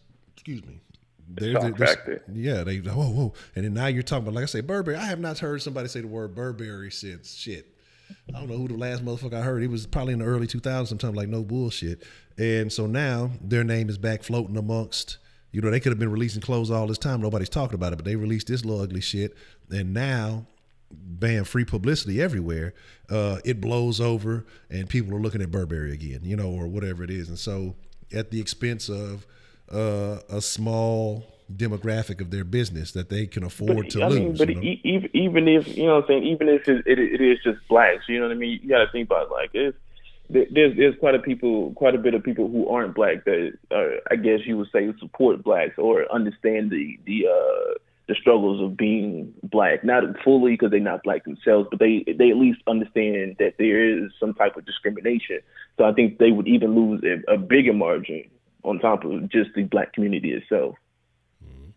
Yeah, I mean, I don't know. Like I say, it seems that way, but I think that, you know, I think that a lot of people like to push that out there when it's there, but I think more people gonna support what the fuck they like. If it don't directly impact them in that way, they still gonna spend money with it. You know, if they don't see it like that, you're gonna have people still gonna spend money with it. And that's why I say, you know, you gotta start looking at different angles, supporting different things, making other shit cool. You know, these are brands that have been around, some of them for centuries, you know, a long ass time, and they're going to continue to do well if people start looking. We live in a day and age where you have so many choices, but we still look to these same main companies, factors, or whatever, and to ensure, make us feel like of some status or whatever. And again, that's just people's personal feelings, because that shit don't really mean shit. You know, whether you bought the shit, whether you stole the shit, or whatever, it don't give you a different level of status, but in your mind, it makes you feel a particular kind of way. And I think that's just, you know, people in their own, what's the word I'm looking for? You know, you just fuck, I can't think of the word for shit right now. But just having a personal understanding, again, a lack of, I don't want to say a lack of confidence, but if you value something differently than others, you put your own value in the shit. Stop thinking that I have to be validated by having this or having that because it's a internationally recognizable clothing line or whatever it is. And so it gives them a sense of validation that in reality, these companies don't think of you the way you think of their clothes or whatever it may be. So, I mean, you just got to get away from that shit. But as long as people still hold that shit in high regard, it is going to be what it is, you know? Right. So, yeah. But anything else you want to add to that? Huh? No, I'm good, man. Okay, man. I appreciate the call, and I'm beating. All right. And yeah, man, that's what I say, you know. And I think that I looked at that shit from a long time ago. Who was it? Tommy. I think they said it. You were saying that, you know, he didn't think black people could afford that shit. And shit, you remember Tommy Hilfiger was the lick. Everybody was wearing Tommy Hilfiger. You know what I'm saying? Only thing that the only motherfucking brand I really like anyway is Polo. Yo, the cool. I ain't really tripping on too much of the rest of that shit. What's the motherfucking deal? Who do we have calling into the den this evening? What's good, Honcho? It's Vince. Vince, what's the motherfucking deal, man? What you want to drop in the den tonight? Oh, nothing much, man. I just wanted to add on to what you was just talking about as far as, you know, when you were saying about getting away from the wrong shit, about like worrying about, you know, the clothes and all that stuff. And like you said, man, that's just actually not the real thing to be focusing on. The real thing to be focused on is, like you said, ownership. You know what I'm saying? Trying to get stuff that, you know, you can pass down, you know, stuff that you can own yourself. Like you said, black ownership, owning businesses, you know what I mean, owning land, stuff of value. You know what I mean? It's just about focusing on the stuff. I mean, I'm just saying, why the fuck am I going to spend, you know what I'm saying, a K on a damn T-shirt when I could be trying to use that to put in some other shit, you know what I mean? Mm-hmm. So it's all about, like, getting back to, hey, if you want to own something, go for it, you know what I'm saying, and not focus on, oh, I just spent like $10,000 on a pair of jeans. I ain't spending no $10,000 on one pair of jeans. You know what I'm saying? Yeah. Buy you some damn land with that shit. And that's what I'm saying. And so, you know, which has the true value, you know what I mean? And that's what it's just really getting back to. It's just, you know, buying stuff that really holds value and stuff that you can pass down and stuff like that. But, yeah, man, that's basically what it is, man. Okay. All right. Well, I appreciate the call, Vince, man. I agree 100%, man. You know? Yeah, because all that stuff, you know what I mean, the Gucci and all that stuff, man, it's like, nah, man, it's other stuff that we could be truly, you know, owning out there, so. Exactly. But yeah, but again, I think the part of that is the lack of long-term thinking. You know, we thinking about right now and what makes us feel good right now, even though that shit don't do nothing for you. It really don't. I spent $1,000. You could have spent $1,000 on something to invest in, on stocks or anything that could appreciate value, but instead some jeans that you're going to, like I say, be mad as soon as, you know, somebody spills something on because you're going in the club to stunt and they don't give a fuck about how much you spent. Somebody drunk spilled a drink on your thing, you pissed off because the shit ruined, or, you know, you walking funny because you don't want to crease your $2,000 shoes and whatever other little goofy ass shit going on. That shit, don't nobody give a fuck about that shit, man. You know what I mean? It's people overvalue the bullshit. Now, if you got it and you got investments and you got other stuff in place and you just want to, you know, okay, I'm living right, I got everything tight, I'm going to spend a little, do it. You know, I can't knock nobody for that if you ever think your shit is good. But if you ain't got nothing else going and you trying to go out and buy some expensive clothes just to stunt and say you doing something, man, that shit is 100% foolishness. You know what I'm saying? And that's what it is, man. That shit is terrible. It's a terrible mindset. Right. And then especially like you said too, if especially if we're not thinking about setting ourselves up for the future. So, you know, because I mean, we all get old at some point. You know what I mean? And the thing about it is, we want to set ourselves at least if we can up for where we're not working till we're like 70, 80, and 90 out there when you can be retiring at a 62 and then just enjoying your life. You know what I mean? So exactly.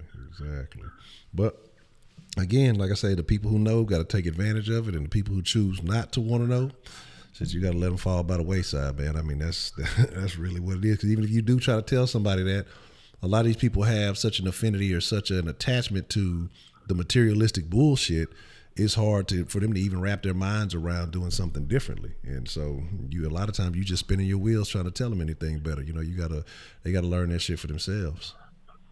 Yeah, because we don't want to be out here 70 years old being a greeter at Walmart. Exactly. Oh man, I be feeling bad for the motherfuckers. I really do.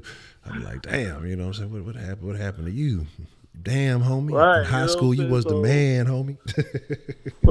You know what I'm saying? Think future. Yeah. So but that's all I want to drop, man. Already, man. I appreciate the call as always, Vince. All right, man. Already. Straight up, man. What y'all in here talking about? What y'all in here motherfucker talking about?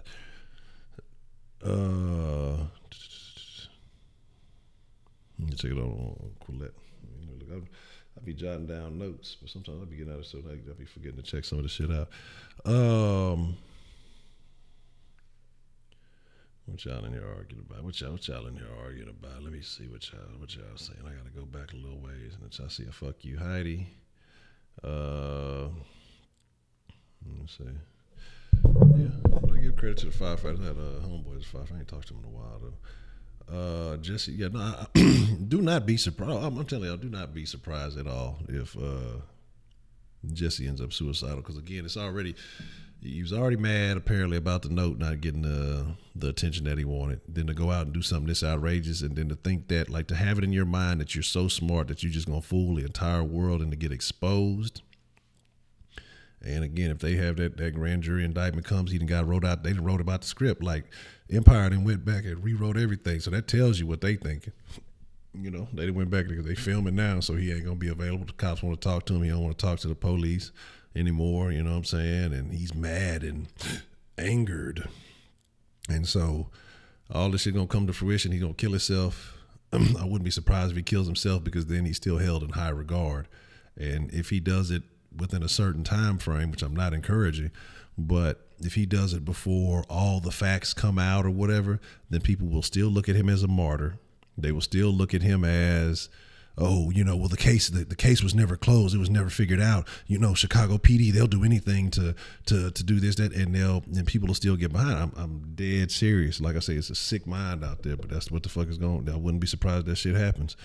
Let's see. He said, "Boy, your prediction the next 18 to 24 months." I think it'll be sooner than that. I think it'll be sooner than that. I think while his name is still hot, he's gonna end up doing it. Dumb as fuck spending one counter two. Yeah, exactly. Yeah, that shit is retarded. You know, so like, fuck that. Like, I can't even imagine. There will be an uptick in reports of police brutality, hate crime, mass shootings. Unfortunately, you have to consider that high fashion by its very nature is designed to be exclusive, to set the buyer apart from the have-nots, both visibly and in your mind. True, that is true. Let's see. Keyword reports. Look, have-nots. I see what you did there. 335. That's that Kanye clothing. Say I dislike when improvised, or I'm gonna say I think it's impoverished people wear designer. Like, we know you broke while you trying to flex for 2 seconds of attention. Yeah, and the thing is, like, you not even, motherfucker ain't even really feeling that shit. Like, you feeling that shit because you got a little something on, but like, niggas like, hey, nigga, you ain't got it like that. What the fuck you know what I'm saying? What the fuck you rocking that shit for? You know, you got on some fucking Gucci, but you need a ride. You motherfucking got some Gucci on the bus and shit. You know what I'm saying? Like, get the fuck up out of here. Timberland. I ain't seen Timberlands in a minute either. Say, why don't they let Trump build a wall? I don't know. Look, if the wall paying like they say, shit, you know, man. Look, hey, you know, if it's just, I might have to go slide out for a little bit. We do the dens in the evening after I get off work from the wall. That way, I'll build a wall, steal some materials for the den / Soft Sports. Then we'll have a little equipment. I'll be sending some shit back home. And then, once all that shit is done, and once I, take my early leave, come back, build up the Honcho Studios, man, to go down. So each event will trigger Democratic left to spur their agenda leading up to the election Trump. But that's the thing, though. Like, this event right here where it fucked up, they losing faith for people looking at them like clowns, man. They looking at them like they a bunch of bullshitters. And so I think they're taking L's. I think they're going to take more L's. There's going to be more L's before it's said and done, because this plan ain't going to work. I really feel like Harris and Booker behind this shit, if not some other motherfuckers. And so since this shit didn't get the outcome that they wanted, they're going to go and try to do something different. And they're going to keep on trying to do something until they can make something shake. You know what I'm saying? The petition to sell Montana to Canada for $1 trillion to combat the national debt. Interesting. You might as well be. Fuck it. Fuck the Dems too. Shaq got a lot of business. So he fucking with the general. Fuck with the general. Save some time. That ain't how it go. It ain't fuck with the general. It was like call up the general, save some time, some shit like that. I'm tired of hearing about it. Oh, say I got to read it all? Okay, I got to go back. Jesse gonna commit suicide. Subway. Oh, man. Would that be good or bad for Subway?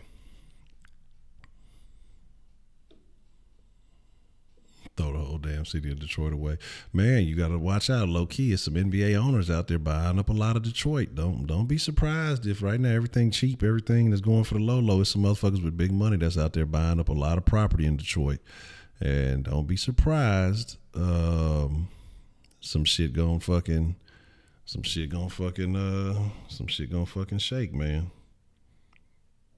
Yeah, like, do not be surprised. They can't have the Cobras, or they can have Michigan. But Trump wants to do a great job, comes still not to be effective. That's my thing. Like, instead of focusing on Trump and all the Trump hate, why don't you come with something of value that people can agree with? But instead, your whole premise is, well, look at that bad guy. Obviously, there's a lot of people that don't agree with you, and more by the minute that are going to the other side because you're not providing anything visible or tangible or whatever you want to call it, that even the ideas are not something that people can relate to, So it is what it is. But if China paid for the wall, would it be the second Great Wall of China? And that's my thing. And here's my thing. Here's my thing, honestly, too, about the wall. I don't really give a shit either way. I really don't. I think we got enough Hispanic people here that we'll still have good Mexican restaurants. So just leave the ones that are here. But I'm not mad at him for going all out to fulfill a campaign promise. Because how many presidents have made a bunch of promises and then didn't fulfill any of that shit. This is something he promised, and he's doing whatever he has to do to get it. And I can't knock that. I cannot knock him for that. Do you know what I'm saying? Regardless of how you feel about it, but it's about him attempting to be a man of his word. You know, he said he was going to build a wall. He going to fucking build a wall, man. So, you know, it's going to be very interesting. What's up, Mick Fitz? What's the motherfucking deal? Damn, you say you saw about Kevin before he lost all the weight. That's scary. That's very scary. Yeah, he sent that mail to himself. Cause, oh, buddy, that's my thing is, and the thing about him is, like I say, he's so fucking conceited. Did I do that too? Like the fact that he came out, and that's why I said you just every time he spoke, you knew it was more and more fugazi. It was more fraudulent because, again, if he had nothing to do with it, he wouldn't even acknowledge that shit. He wouldn't have made that the forefront. Like he wouldn't have been so adamant about trying to prove that he wasn't a fake, that it wasn't phony. You know, he just would have told his story. But he's the one that had to go out and try to combat all this stuff because a lot of channels like mine and other places were saying, no, this shit is fake. So he had to go get on TV and just prove it so, you know, he could try to combat the opinion, and you know, do all that other shit. Man, motherfuckers is fucking fake. My hype beast, stop. I don't even know what that is. People like Wise have no mercy or forgive me. Wise is ruthless, man. Now here's my thing though. Here's my thing. Because you got a lot of people talking about hang him and kill him and do like, let's not go that far.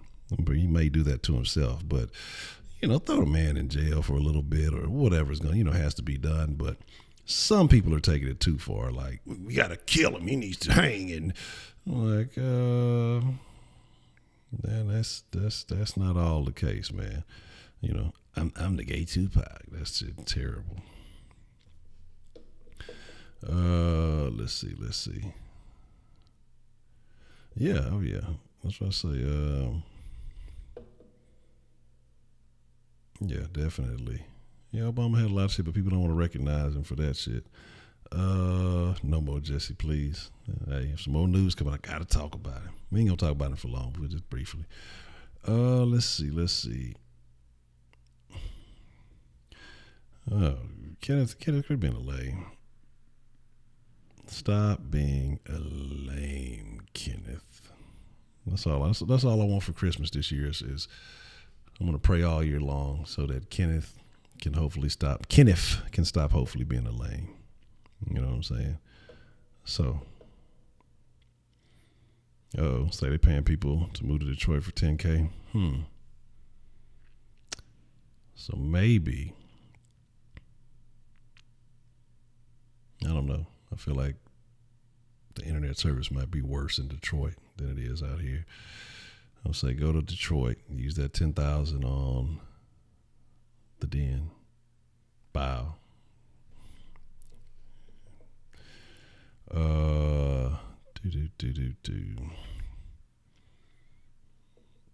Let's see. I ain't never say I spent no months in Harris County. So there's that.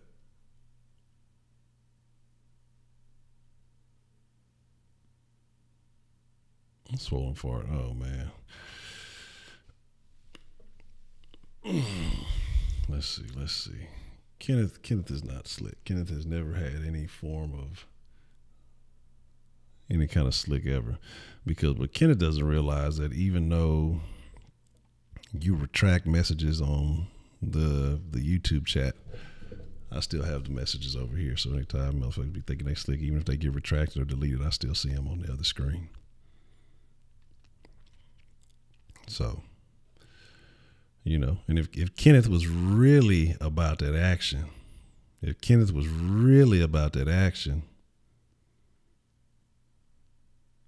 know, if Kenneth was really about that action, he wouldn't be deleting statements. You know what I'm saying? I mean, I honestly don't give a shit. I mean, I don't care what happens. Yeah, and that's my thing. Like, here's the thing. Like, and boy, man, I'm telling you, some black folks got mad. Well, if you don't watch the show, then why do you care? Because we need to stop pushing this bullshit ass narrative that these things are happening when they're not. Because, like I say, I feel like it impacts the real situations. But motherfuckers be mad when they have a personal attachment to these actors and shit. They get mad when you say anything. You know what I'm saying? Like, they get mad when you say anything regarding all that stuff.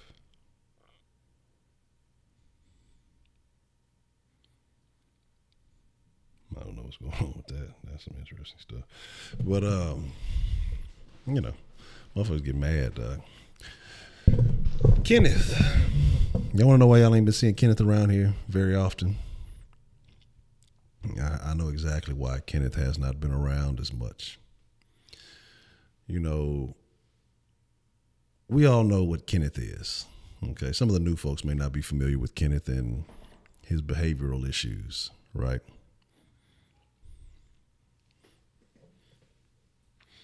What Broderick? But if we boycotted rap, how could we come up out the hood? That's the only way.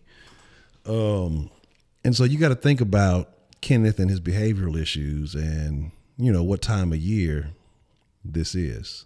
Kenneth disappeared for a little while there. You know, only recently, within the last few days, have we seen Kenneth. Because I mean, during this whole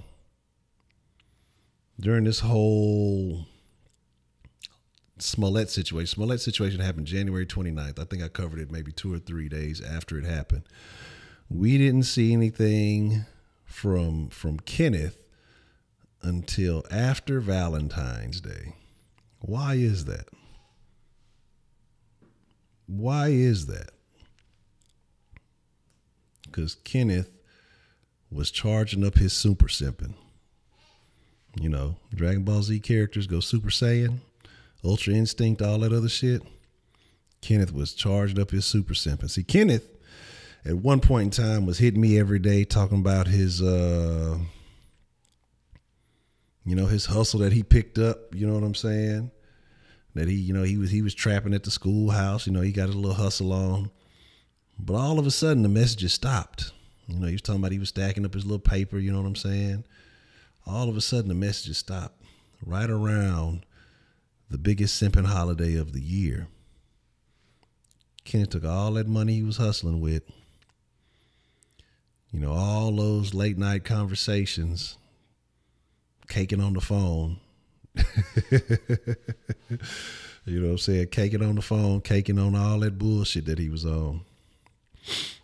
And then once, you know, he bought that little gift and he didn't get the reaction that he wanted, you know, his heart was broke for a day. And then he just tried to slide back in with the friends in the den like ain't nothing happened. It's all right, Kenneth. It's all right, Kenneth. We know exactly what happened. You know, we figured it all out, you know, so we got it. Man, who is it? It being in Vietnamese in Port Arthur.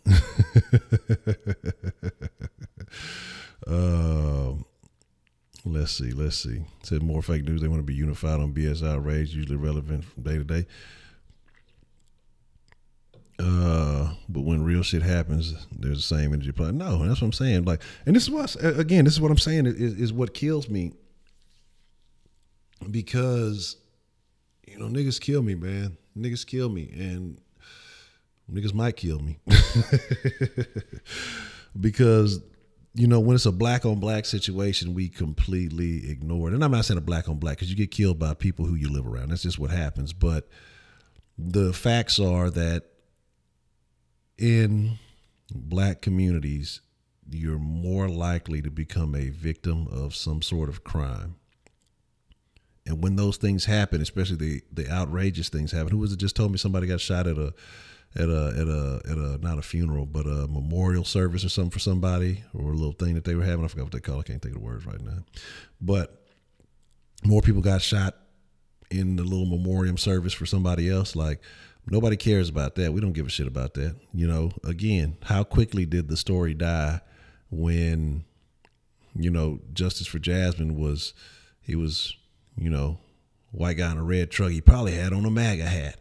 And then it turns out to be, you know, two black dudes. Nobody cared anymore. Sean King don't want to pay the money no more.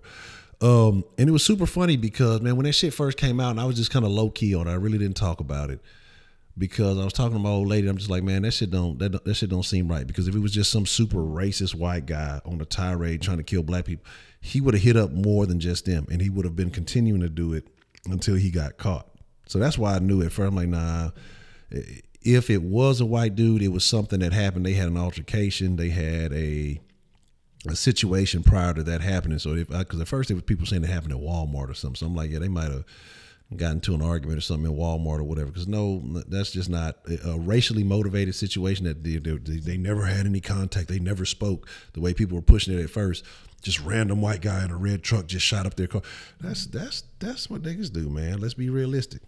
Drive-bys is not white people's thing. White people go get out and shoot everything up, and they go, you know, he's gonna be a lot more people hit. Niggas, they gonna be aimed at a specific target, but they gonna hit everything but the motherfucker they was trying to hit. But even though they may be directed at some shit, and niggas like doing shit in cars. So, you know, but that whole story was just fucked up because I'm like, if it was a racially motivated thing and he didn't know those people, he would have continued to kill. It wouldn't have just been that one. It wouldn't have just been that one incident. You know what I'm saying? That shit was funny though. You know what I'm saying? So who's to blame? A devil that spreads obvious lies, or a fool who chooses to believe those lies and pass them along? Oh, well. He's been plotting this shit since March of 2016. Ain't that a bitch? But yeah, man. Say Honcho got a big cheating grin. That's why we talk about Kenneth, man. Because Kenneth, you don't understand, man. What Kenneth is, y'all just have to hang around. But Kenneth hasn't been as trolly as he usually is. The candlelight vigil, yeah, that's what it is. Kenneth hasn't been around as much, you know what I'm saying? Because Kenneth has been on his simp shit. Kenneth is all right, but he's a thorn in my goddamn side sometimes. Kenneth likes to be on the shenanigans. Kenneth likes to be on the bullshit. And so sometimes you just, yeah, fucking up. That's what he doing. Somebody took a test 4 times, got a 70 every time, and did you try studying in between the tests? Like, what the fuck? How about that, man? Like, I mean, that might help. You know what I'm saying?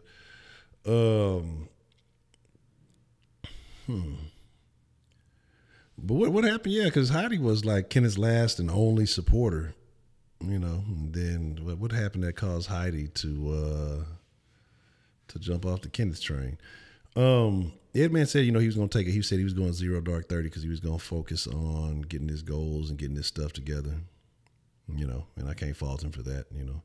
I wish Edman well, and to get all, you know, to make sure that, you know, he reaches all the goals that he wants to achieve, you know, in life, in school, and everything else. With the ladies,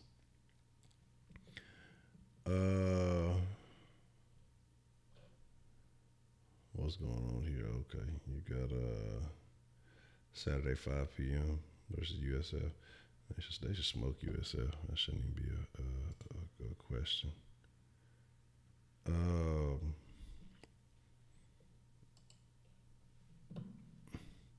Say LeBron or Kobe fan. Shit, neither one of them niggas. Fuck both them niggas.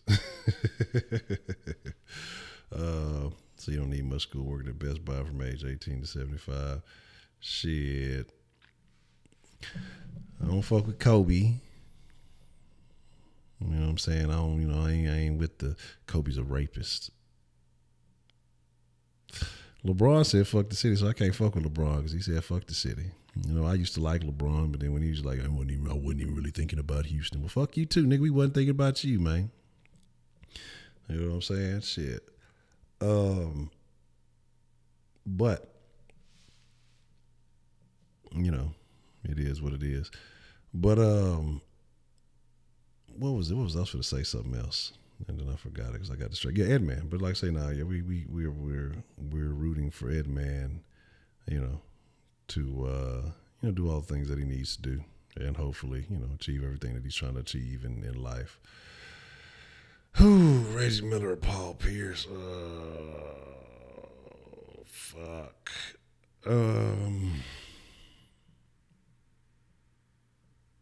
Reggie Miller is Cheryl Miller go harder than Reggie Miller. Paul Pierce get on my nerves. He got delusions of grandeur. Like, he was all right, but you wasn't shit until you brought together the super team. Let's not act like, you know, you was good, but you wasn't just that nigga without Garnett and Allen.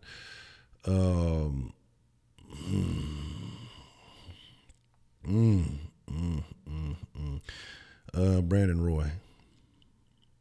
Street Fighter versus X-Men.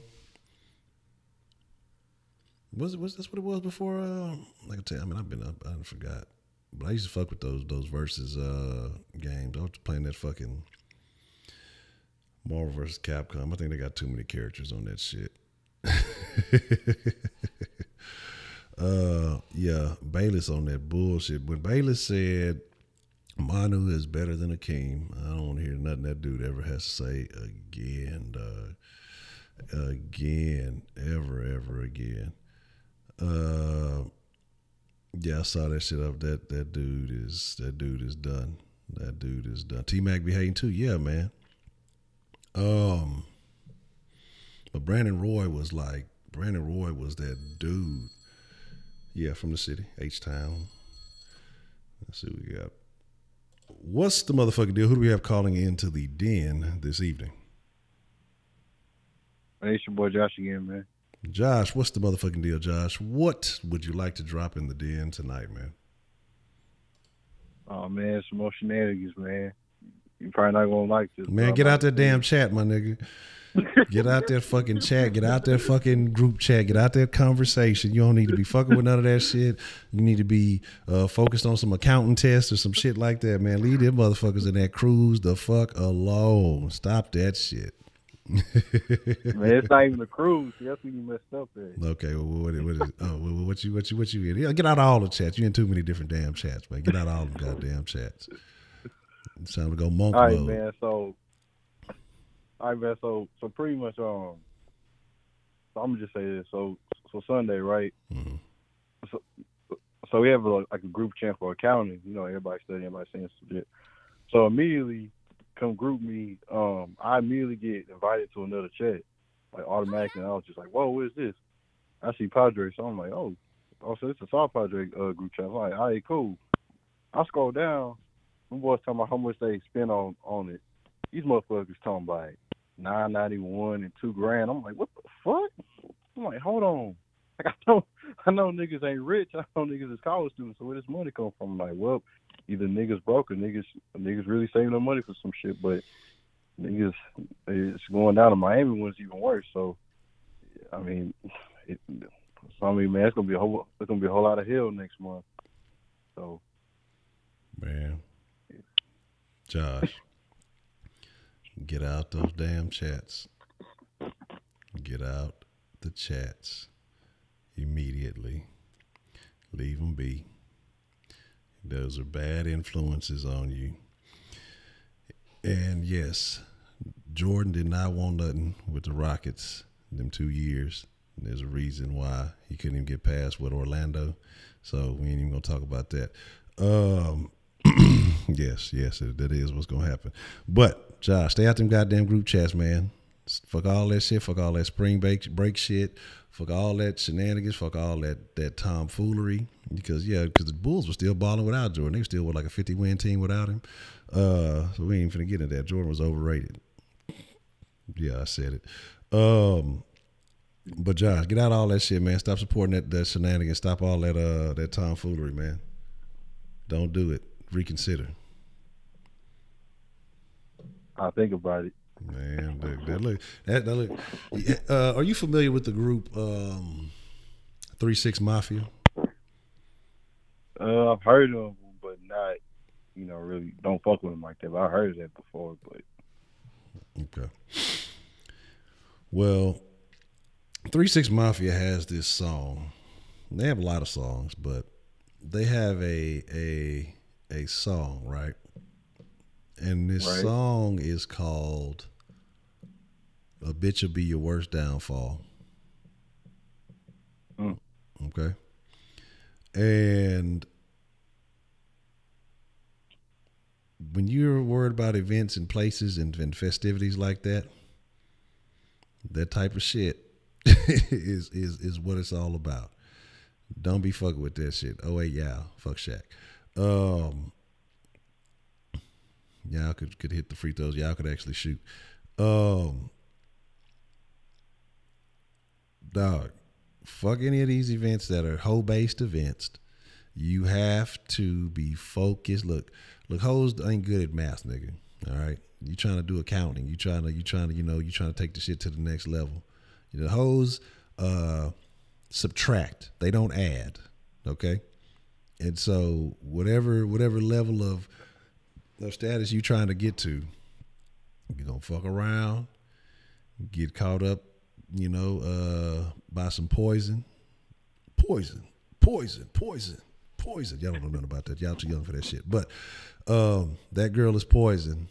Don't be fucking with them chats. Don't be listening to them conversations. Those things add no benefit to your life. There's a bunch of people who gonna be out there doing a whole bunch of bullshit. Stay away from it. All right, leave it be.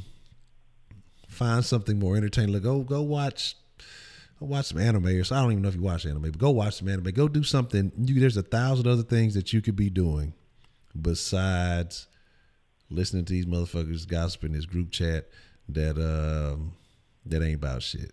That are wasting money. You smarter than that. They're wasting money on a temporary adventure, and then when they come back to college and can't afford it and they drop out, that's gonna be the highlight of their fucking life. Okay?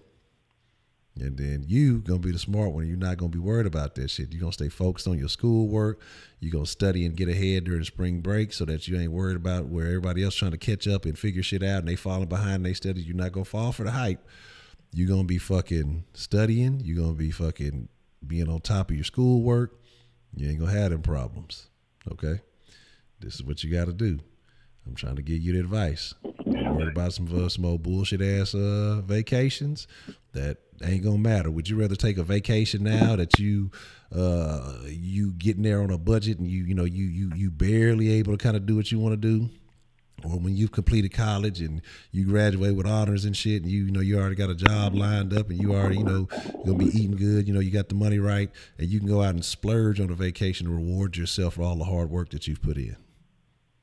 Which one sounds better? One may be a little bit longer term, but would you rather have the barely vacation or have the baller vacation? You know what I'm saying? Don't worry about these people with their barely vacations. Like you said, they college students. Where they getting this money from? Unless they up to some shenanigans to get it. Fuck all that. Man, focus on the end game. Focus on the goals. Okay? That's what's important. Fuck them chats, because they're not going to do nothing but continue to mislead you. They're going to continue to tempt you. And look, don't fall for the temptation. Don't give a fuck. You got to be above average. All right? You got to maximize this opportunity that you have right now. You said, not that long ago with some issues with the school and, all of this stuff.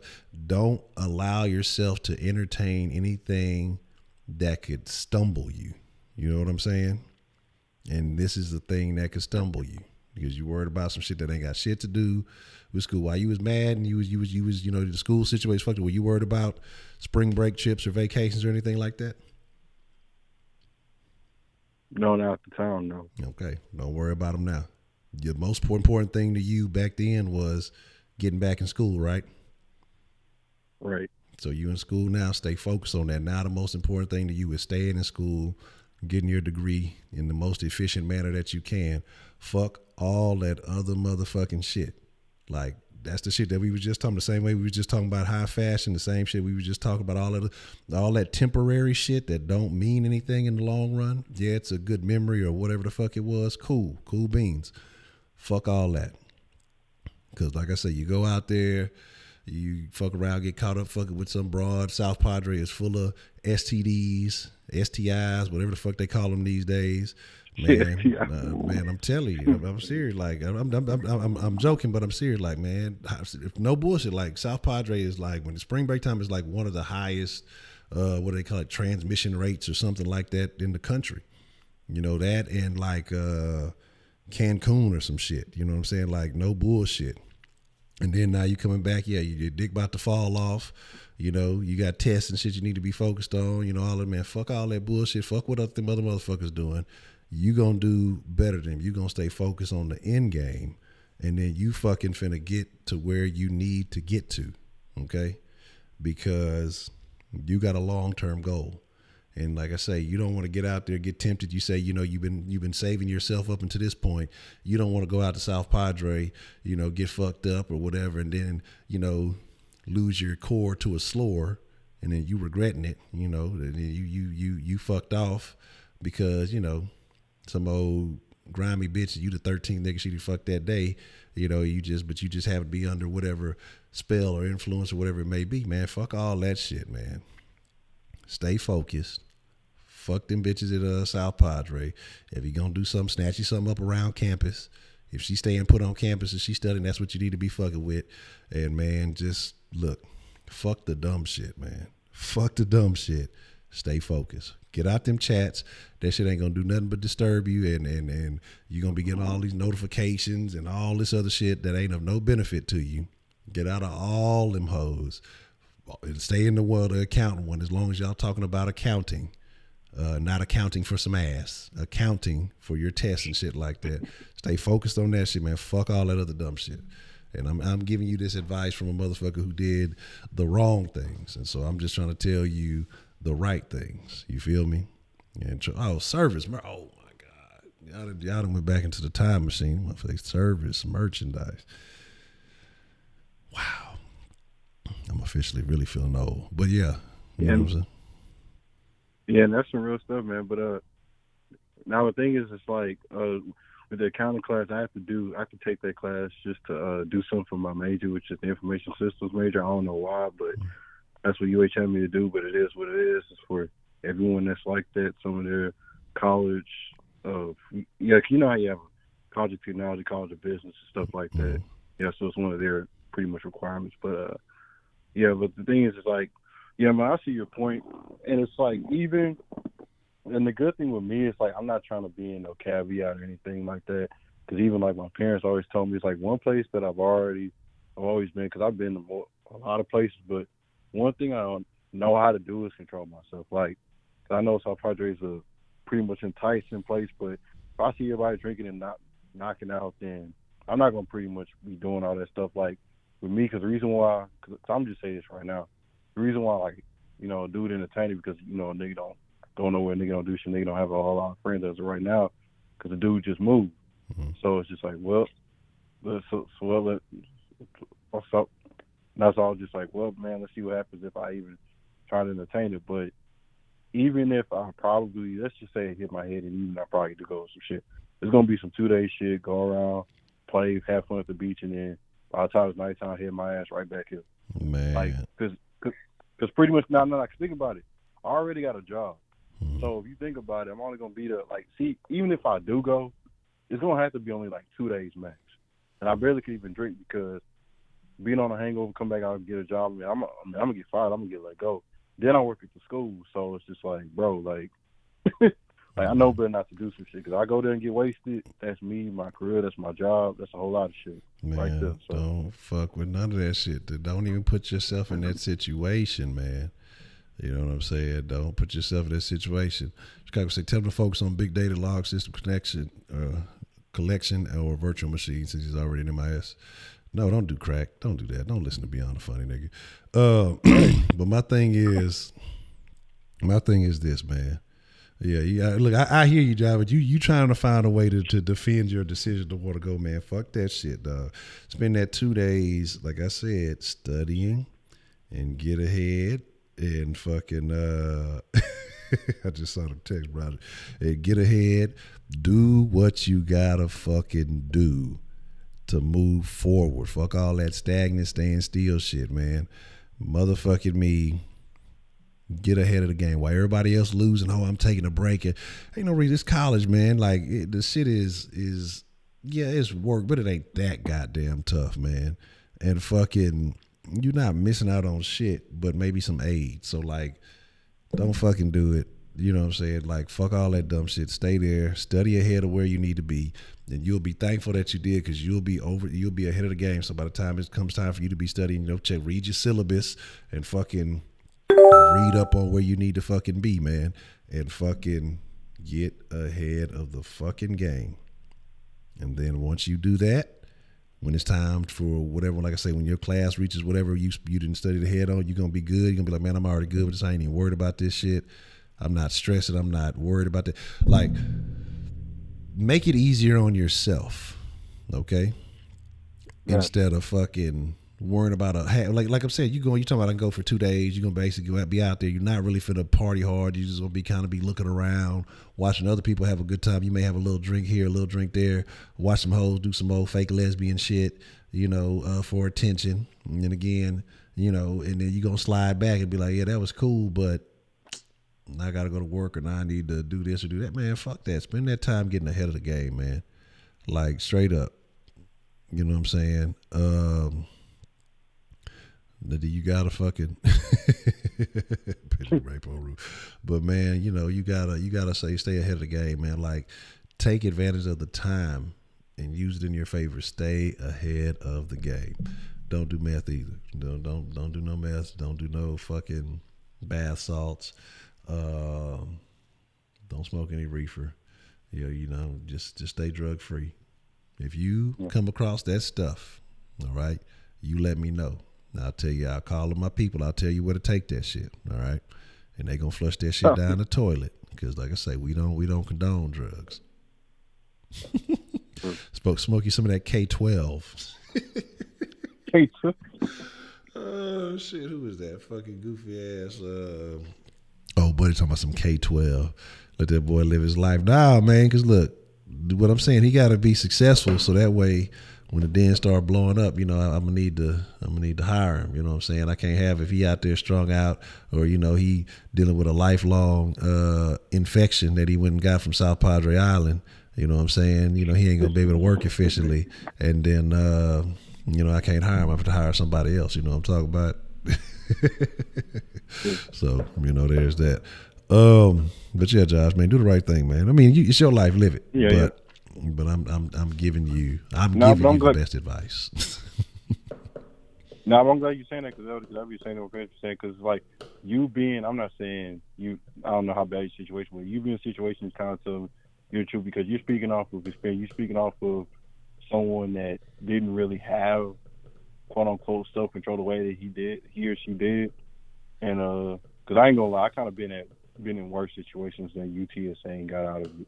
Not bragging, but thanks to God, I mean, do have enough common sense to get himself out of shit, because nigga really would have been out and fucked up.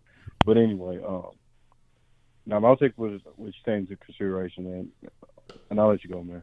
All right, man. Appreciate the call, Josh. All right, man. All right. Advice is a funny thing, man. I can put it out there for you. It's your choice whether or not you take it. You know what I'm saying? No, I think at U of H. I think he said he was in some other shit at UTSA. I don't know. Or he was at UTSA. Yeah. Oh, he was for 2 years. Okay. See, look, that's why you're U of H now. See, you wouldn't, if you'd have had my advice when you was at UTSA, we wouldn't have these issues, man. You know what I'm saying? You better listen. I'll tell y'all later talking about talking about smoking that fucking that K2, that K12. Shame on y'all. I don't condone drug usage right now.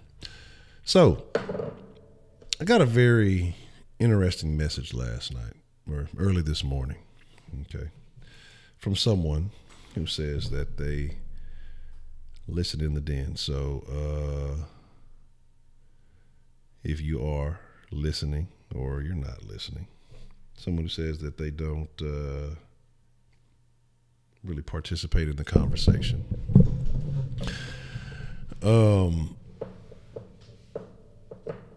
Yeah, they're in a terrible division. And it's fucked up because Texas kept them from getting into the Big 12 because they wanted to coach. And they knew that if U of H got into that division, Texas and shit, everybody would be ruined because all the talent that comes from Houston would stay home. And Houston becomes a powerhouse. And a lot of those traditionally great programs would lose a lot of their flavor like they are now. But so to this person, if you are listening or not listening, I will respond to the letter you sent because of the fact that you took the time and effort to write such a long and detailed letter. It only warrants me responding. I just didn't have time throughout the day to do so. But it's very interesting, very interesting. And I really have to, like I say, when people send stuff, constructive criticism, and I feel like they have good intentions with it, I'll listen. Doesn't mean I'm gonna change shit, because with a lot of suggestions that were made in this letter, I'm probably not going to agree with too much. That's just a heads up. But I feel like, when someone sends something and I believe it's from a good place, I'm not upset about it or anything like that. But again, my thing is to this person, if you could write that much in an email, and if you've been in and out and listening, apparently you've seen certain changes, or you could have watched a bunch of videos at different times or whatever. I think it would just be wise of you to join the conversation, have an impact on the conversation, as opposed to just sitting in the shadows, listening. So I think that,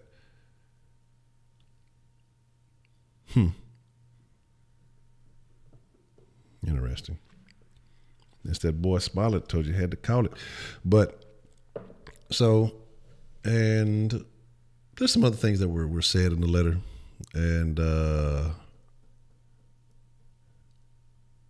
like I say, most of it I'm going to address. I'm not going to read it out loud. I'm not going to read it to the thing. Because one, it is fucking long as shit. It is fucking long. It's a fucking long ass fucking it's a fucking long ass goddamn email. But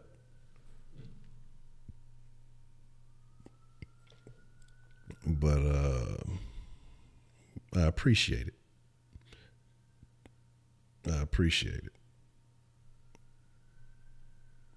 Oh, did y'all hear about the Alabama paper about the guy saying that the Ku Klux Klan needs to ride again? That shit is fucking hilarious. Like from some small little town, like, man, fuck the Ku Klux Klan. They can kiss my motherfucking ass. We're talking about the real Ghostbusters. I ain't afraid of no ghosts. Give a fuck about somebody running around with a fucking sheet on their head, or like, my thing is, hey, if you really about it, if that's how you really feel, I prefer overt over covert. And look, if you really about that shit and you gotta hide how you feel and lie about something, I'm not a racist, but you really are, like, yeah, fuck you. You ain't about shit. You don't really feel the way you think you feel. Well, fuck all that. I'm gonna tell you exactly how I feel. Ain't nothing to hide. So that's what kills me, If you feel a particular way, you should always be about it, no matter what. If we're talking integrity and things like that, it needs to be. You need to support that shit. But yeah. That's I see everybody getting tired of the whole situation.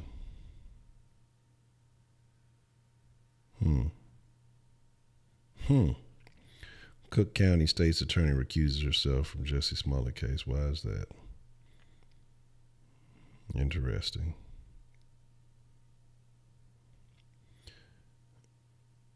But the dude ain't gonna go to jail no matter what happens.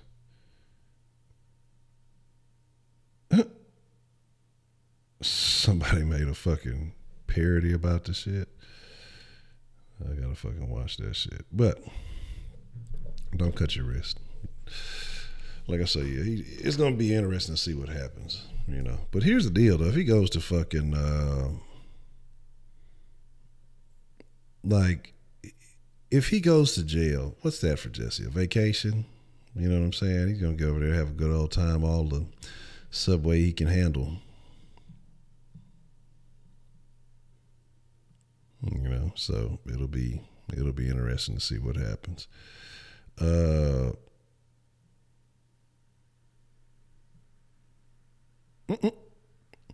So, but here's what I think we're gonna do here. We'll get ready to wind it down for the evening.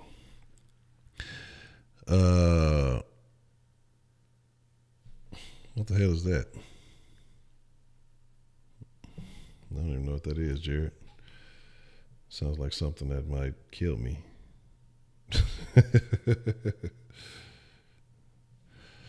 Yeah, Jesse gonna be out there giving free acting lessons in his cell. Well, a haunted box. Interesting. What? 2 a.m. 2 a.m. I don't know what that is. Let me Google them shits. What's that mukbang? That fucking eating food shit? Fuck no. That shit is weird. Like, I hate that shit. Like, I have an issue, and this is something that you definitely shouldn't say on here, because one of y'all motherfuckers gonna fuck around and do this shit, and I'm gonna block y'all. Fucking, I hate eating. Like, I hate the sound. I cannot stand people eating. It's like I'm not gonna say I can't stand it, but it fucking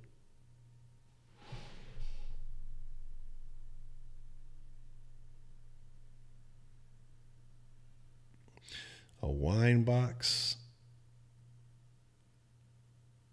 No, it's a Hebrew thing. Interesting. So, restless, usually malicious spirit believed to be able to haunt and even possess the living. The box gained notoriety when it was auctioned on eBay with an accompanying horror story written by Kevin Mannis and the original inspiration for the 2012 film The Possession. If a Dybbuk, I guess that's how you say it, Dybbuk box is burned, the box will take a long time to burn, but as it's burned, the Dybbuk is fully released and cannot be returned to the box. Pandora, okay. Yeah, I got enough issues in my life as it is to where I don't want to invite any Hebrew spirits. Any Hebrews, but to go to Subway, get the what? Get the what? The Subway, get the bacon, chicken, ranch on Italian herb cheese. I'm more of a what's that shit? The teriyaki chicken person myself. Toss salad. But yeah. No, I want y'all to eat. Just don't eat around me. Goddamn. So, man, that's what I can't. Oh my God. Motherfuckers just be. And then be want to talk and shit. Man, shut the fuck up. Like, yeah, fucking. If Scotty ever smacked, I'd punch him in his shit. You know what I'm saying? But that shit there, that fucking shit, I that shit bothers me though. Like, I mean, I know people don't be intentional with the shit, but it's just like, man, like, I cut something on, like, I don't need to listen to some music, so I just don't want to hear a motherfucker just talking and eating, especially a smacker. My cousin Get Out, that motherfucker is a smacker. You know what I'm saying? That motherfucker kills me. Like, y'all can eat. Fuck it, I don't care about you eat. Just I don't want to fucking. Oh, talk about the letter. The the letter, and that he wrote himself, or the Nigerians. My thing is,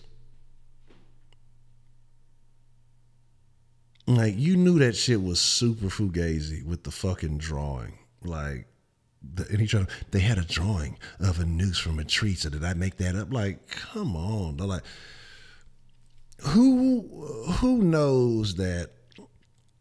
All right, we're gonna catch this Jesse nigga slipping. And we're gonna hang him from a tree. Does Chicago have trees? I don't even know. What, like, especially in that area. So, like, my thing is, if you felt that way about that fucking letter initially and you were mad at, why didn't you want security? Okay, that was the most fugazi shit. And if you didn't want security, you really didn't feel that threatened by the letter. It's because you wrote it. You were wanting more attention. And because you didn't get that attention, you had to take the shit a step further. And you fucking try to devise this plan. And again, it's fucking crazy, man. What's my view on food stamps? Oh, the letter I got. I don't know about the letter I got.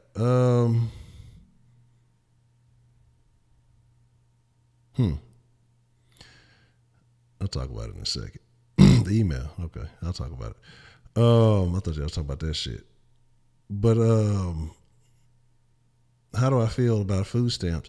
I feel good about them if they sell them to 50 cents on a dollar shit. So I feel real good about it. Let me know where you at. I'll come get them hoes right now. I'll bring your card back. Shit, what's the day? Tuesday or Wednesday now. Shit, you let me pick that up on a Wednesday. I'll drop it back off to you Friday, babe.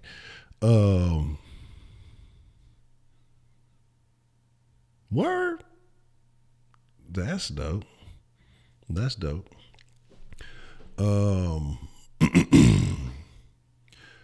see. How do I feel about income tax?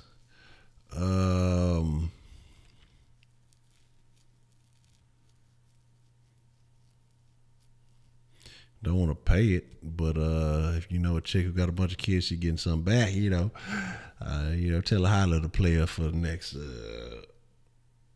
couple of weeks. We can be friends. Pencils, mechanical pencils only.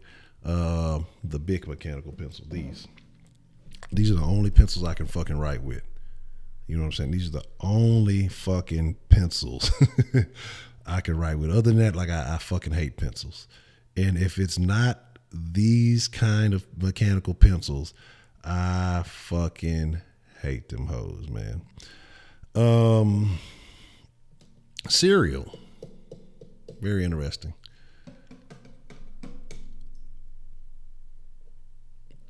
Honey Bunches of Oats.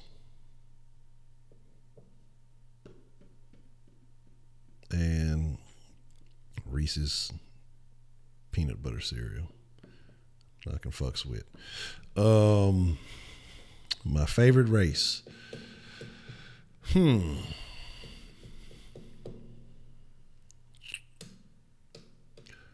One time in high school, Shaq Kush raced this other guy, and it was epic, and it was history in the making.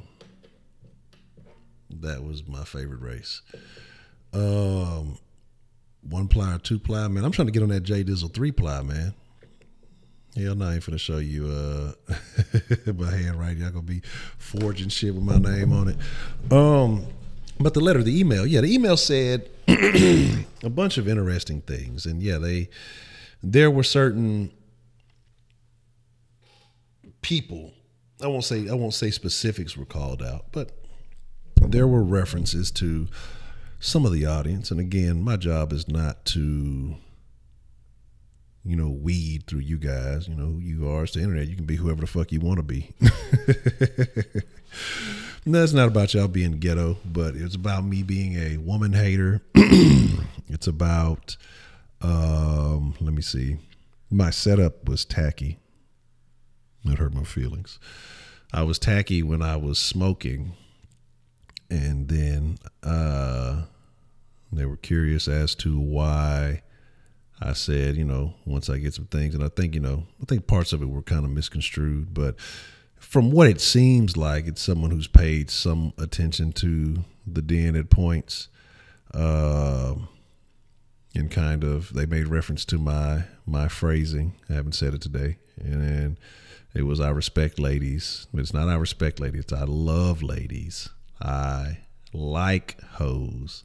I hate bitches. It's not, they said respect, love, and hate. I don't love these hoes. Snoop said that it's in 94. We don't love these hoes. I love ladies. Okay. I like hoes. I hate bitches. So there's that.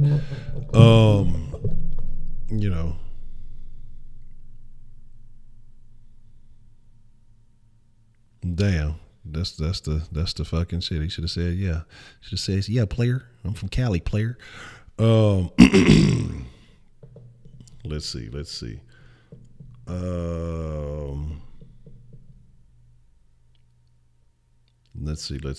And there were a couple other points that were made. I ain't gonna share everything. The things about me, but yes, they told me my my TV setup was tacky. It hurt my feelings. That it's much better that I'm not smoking. But yes, my TV setup inside the TV is tacky. So there's that. I feel like having a Cosby night. A Cosby night or hot Cosby. Hey yo. Man up, what's the motherfucking deal?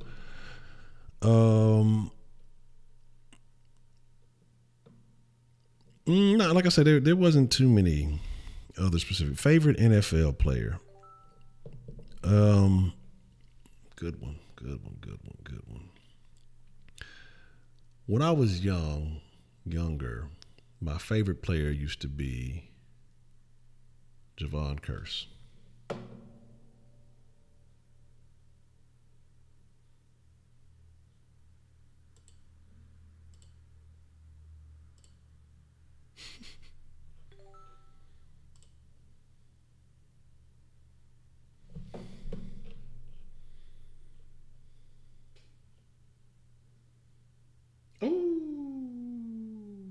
If I saw that little motherfucker who was talking about he was selling lemonade for MAGA, I need to get the little one out there trapping shit. Look, look, you gonna she gonna build a den, goddamn. What is the motherfucking deal? What's up, Honcho? It's Jay Dizzle. Jay Dizzle, what's the motherfucking deal, man? What you want to drop in the den this evening, Jay Dizzle? Oh, I was waiting till Man Up showed his ass up so I can get on you and him. You two motherfuckers. Let me tell y'all something about yourself. The dude that called here the other night just talking about he was saving himself. He was just putting his head down to go through college so he wasn't going to indulge in no pussy. Y'all two motherfuckers know damn well y'all was wrong for that. Talking about, yeah, just keep your head down. I don't see you two motherfuckers going without no pussy, though. Hey, we'll work for him. Ain't gonna necessarily work for me. Fuck that, Honcho. Fuck that, Honcho. Y'all motherfuckers know damn well. Y'all not fit to go no time at all without no ass, man. Come on now. Man, but here's Don't the deal. Look. Even when we back in the day, there used to be a game we used to play in school, man. And it was called 7 Up, Heads Up, or Heads Up, 7 Up. I ain't putting my head down playing that damn game. I ain't putting my head down if I got pussy all around. Now, if it works for that young man and he done gone this far without doing it, I made bad decisions half his age. So I was already fucked out the game. But if he didn't went this far, hey, babe, look, you debated this far, go a couple more years and get your shit all the way right, babe. That's all I can say. Man, that motherfucker could drop dead tomorrow, man. He'll never have indulged in the pleasure of some fresh pussy. Come on, Honcho. Don't be like that, man. In college, you're supposed to get all your practice in and shit. Come on, bro. Nah, man, don't be like that. And I ain't saying he should just go find no skanky bitch. You know what I'm talking about? You know what I'm saying? Get you a bitch, you know what I'm saying? That's on the up and up. You know what I'm saying? But don't tell a man just to not indulge in no. This is my fear for him. That shit goes against our natural nature, Honcho. But see, this is my fear for this young man, man. This is my fear for this young man. If he in a situation, I know how them, them hoes at U of H, because they be acting like some school. He'll fuck around, get his first little, little piece of hype, and she may lay it on him. and he may never recover. You know what I'm saying? If he ain't been in that situation before, she might put something on him, and then that's the last we hear of him. You know what I'm saying? And I don't want him to get caught up. He's in college to get an education, so he need to educate himself on some self-control. Goddamn it, that's part of it. That's part of life. So goddamn, it's natural to want some pussy, man. Stop going and telling that man to go against his nature. Got all that fresh, hot, young pussy walking around that motherfucker, and he just having to smell and inhale and keep on pussy. That's fucked up, man. You don't do that. That's like trying to feed a tiger a carrot, my nigga. All this fresh meat walking around this motherfucker. Come on, Honcho. Y'all know that shit ain't right. Man, y'all know that shit ain't right. Look, I can't be responsible, you know, if he gets some of that snap back and he can't snap out of it. You know what I'm saying? That's all I'm saying, man. It's called a learning experience, man. He won't get it until he experience. So there you go. God damn it. And of course he's supposed to be smart enough to strap up, god damn it. You know what I'm saying? I ain't talking about just just going out there all willy-nilly and shit. Well, you know what I'm saying? Man, handle your business, bro. Yeah, go on and indulge, god damn it, because shit, females out there to indulge a little bit too. So find one that's like-minded like you and go on and do your thing, man. Shit. Refresh your brain a little bit. Go on and have a fresh release and wake up in the morning. You already roaring and ready to go. Come on, Honcho. Don't be like that. You know, goddamn well you shit, nigga. Fuck that shit. And you see why I didn't graduate college, because I was out there here first. I'm the one that was getting look. My ass wasn't going to class. They were sending coaches to come make sure I was getting up. That's what I'm telling you. That's why I'm getting walked in on with the bitch in the bed. The coach that walked in on me and shit. So no, I'm just telling you, look, don't be like me. Don't be like me. Be better than me. You know what I'm saying? Everything in moderation, man. Everything in moderation. Yeah. That's all it takes. A little bit of planning. Shit. Yeah, you too, man. Up you over there co-signing shit. I'm get on your ass too. You got a whole wife at home. No damn well she start putting out. You gonna be a mad motherfucker. So don't be sitting up here trying to tell that man to go without. That shit ain't right. It's not right. The shit ain't cut right. The shit ain't right. Oh, man. Already. That's all I got, man. I'm going to let you go because I know you about to wrap it up. Nah, already. Jay Dizzle, man. You already know I appreciate the call, man. All right, Chief. Nah, already. I'm just saying, man. Hey, look, you know, he's a grown man. He can do what he got to do. I'm just throwing something out there. You know, look, these motherfuckers nowadays, they got all the references. They got the females be watching the porn hubs and shit. I saw Heidi asked, well, what about blowjob? Blowjob noises are different. As long as I'm receiving the blowjob, I don't mind the noises because I'm not thinking about that shit. I'm thinking about something completely different. What's the motherfucking deal? Who do we have calling in to the den this evening? You already know I gotta respond. It's your boy, Man Up.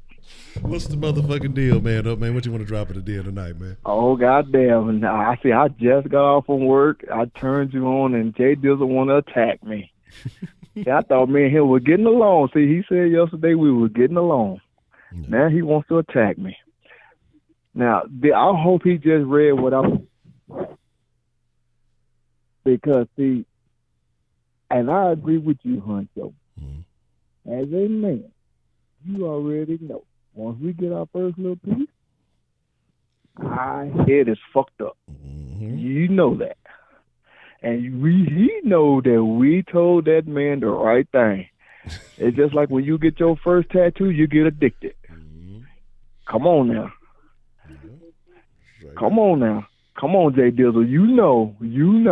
Yeah, you right. It is in a man's nature to go and try to get him something. Yeah, I got a wife at home. And hey, I ain't gonna lie and say shit. Yeah, there's been times that I don't get it when I want to. That's just how marriage goes. That's how any relationship goes. But at the end of the day, that man is doing the right thing.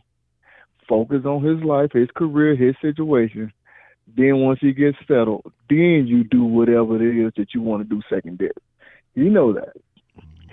Come on now. So come on, Jay Dizzle. You know that, man. Anyway, I hope he read what I put in the chat. I ain't going to repeat it, but I hope he read it. Okay. Anyway, I'm finna go and let you go because I'm finna go to bed. I just got home from work. I'm finna go to sleep. I'll holler at you, man. That's bad. Appreciate the call, man. All right, bye. Oh, man. That's hilarious. So all I'm trying to tell you, man, look, yeah, I had a, but even like I say, I went through some things. I had to go on a little celibacy kick. Sometimes you just got to get your mind right when you harness the mental power over the pussy. Then you really top notch, man. That's when you good. Sometimes it can infect the brain. It can make you make decisions that you might regret. I tell y'all about them refined nines, y'all. Sometimes a chick that don't really be, you wouldn't even waste your time with. You gonna be like, hold on, it just fuck it, and then bow. You in a situation. Man, appreciate the love, just Sarah. Man, appreciate you for dropping some Benjamins in the den this evening. Shout out to just Sarah. She been holding it down. Excuse me, I'm down burping and shit like P.O.P. Hold it down.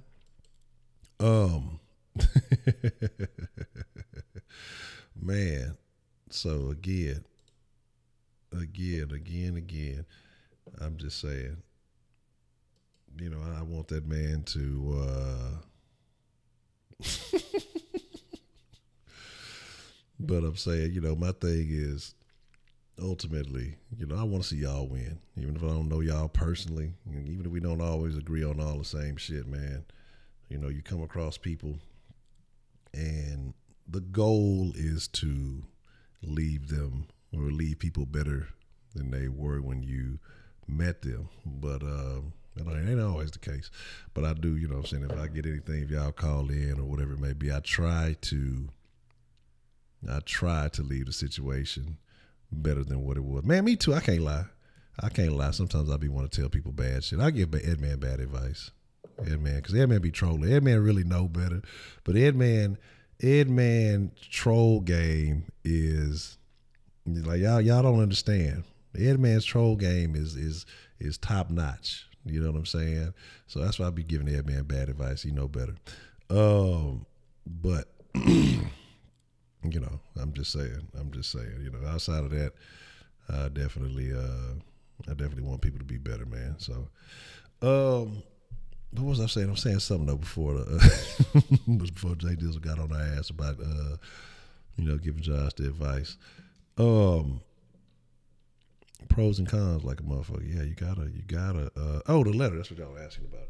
So, like I said, it was a very long letter. I'm gonna reply to it. I meant to reply to it earlier, but I read it at first when I first woke up because they said it like 5:30 this morning, and so I read it, but I was like halfway up when I read the shit because I forgot what I did, and then I was just like reading it, and then I read it again later on, and then it's funny when you read things in different, I guess, moods or whatever, it comes across differently. It reads differently.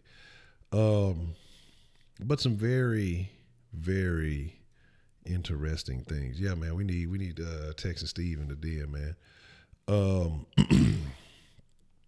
we gonna get Texas Steve in it before it's all said and done, man. We gonna figure it out. But that man, we're gonna have to get Texas Steve some crown and let him know how he feel. But it was very interesting. So like I said, I'm not familiar with the person. I don't know the person. Like I said, I've never known that they've even been in here. Again, like I say, it was just kind of like a random thing. Yeah, it was a lot of that. It was like, yeah, you ghetto nigger, stop your ghetto antics. No, it wasn't none of that. But they said that, I guess the change from, they said that they first saw it in the Kush Den. And trust me, if you started watching the Kush Den, it was a completely different show. Completely different visuals, at least. I don't think the show changed too much. Maybe the topic, the basis of the topics.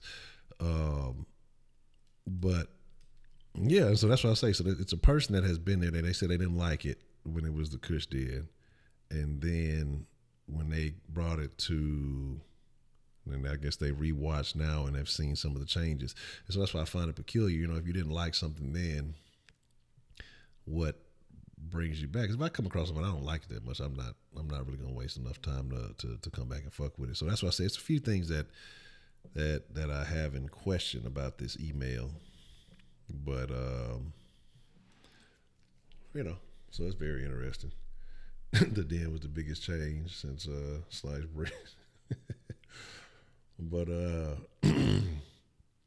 so my thing is, yeah, the Kush Den definitely have potential. Like I'm not counting the Kush Den out. Like I say, when I reach the goal that I want to reach, I'm telling you, Saturday nights will from H-Town, Houston. So on Saturday nights we will bring a Kush Den style format bike. Until the Kush Den was on the same level as the Den, in my opinion. Man, I think the Kush Den. The thing is though, and even with the sauce, because you know, like I said, I used to smoke on the sauce, and that I did notice was the energy level as things went on definitely declined. The more I smoked, the small little Philly gets, the more I smoked. You know what I'm saying? I definitely went down. No, in the Kush Den I used to smoke. In the Kush Den, like I said, I'd fire up and we just talk about whatever the fuck was going on. And I'm pretty sure like I don't even know half the shit I said in the Kush Den because I was fucking out of there. I was out of there. I'd probably have like 2 different strains rolled up and just be cloud nine hopping. Fuck Elon Musk rockets ain't have shit on me, dog. I would be high, fucking nodding off, wake up. Oh, show's over with, everybody. I gotta go. You know what I'm saying? So, but we'll definitely trust me. If I was smoking Reggie, this shit would have been. There wouldn't have been no energy loss. It would have been the same old shit. Yeah, that's why I had to lock down the old Kush Dens. I may put them on password, and then, like I say, I'll go back and see, you know, who was in there at those times, and I'll shoot y'all I'll shoot the OGs the passwords to the Kush Den, so if in case y'all ever want to go back and check them out, you know what I mean. So I can smoke myself straight in the within a week.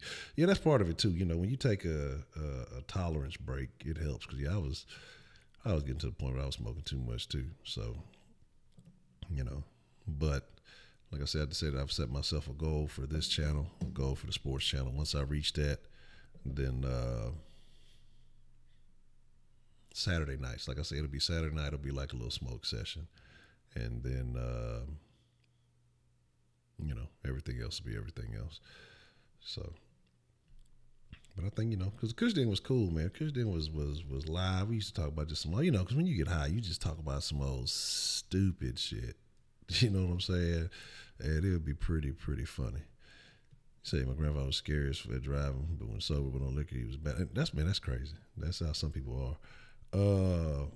Say he smoked so much I barely had a hat on. Yeah, I ain't even had no hats. I wasn't wearing no hats in the Kush Den, I don't think.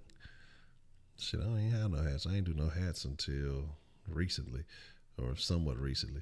3 things that give me an adrenaline rush.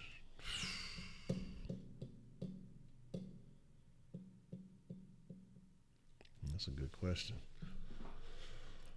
I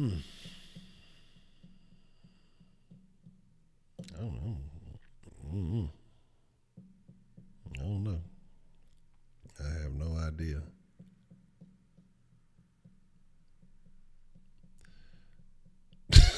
The whole wears a very ghetto hat. Heidi. Yeah, getting pulled over is it's a bad deal. Yeah, I don't want nothing to do with that. But adrenaline rush, man. What gives me an adrenaline rush? I guess I ain't done nothing exciting enough in a while to get an adrenaline rush. You know what I'm saying? Man, that's right. Oh, yeah, because Roscoe used to be on the road, yeah. And then we'd be listening. They say, my hairline exactly the same, nigga. This shit been the same since like 18. It just look crazier now because it's been growing. Don't hate. The hoes like it. And that's why I like the hoes.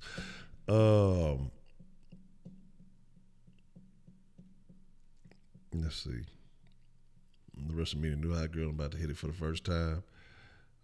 Stuck at the chicken plant. Goddamn. Let's see. Yeah, that first smash is always very interesting. You don't know if it was wet or not. Oh man, that was a certified Shaq Kush right there. But when Shaq Kush, you knew it was wet. But that was some mixer crew action. Let's see.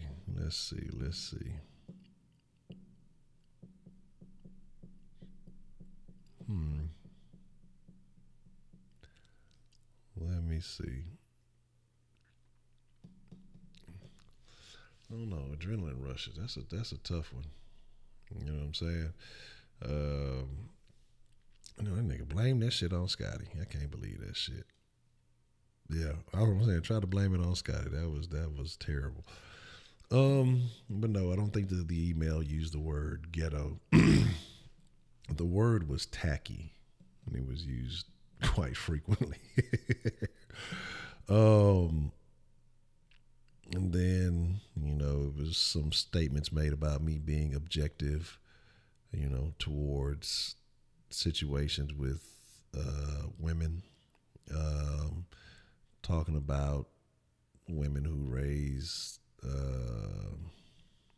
single kids. And I think it was like they made reference to the one time I was talking about the fucking future simp because the mom was sitting there singing "I love you" to the kid because he was getting bullied, and I stick by that because that's not going to help him overcome any bullies. So you're just going to sing to him every day that he gets fucking bullied.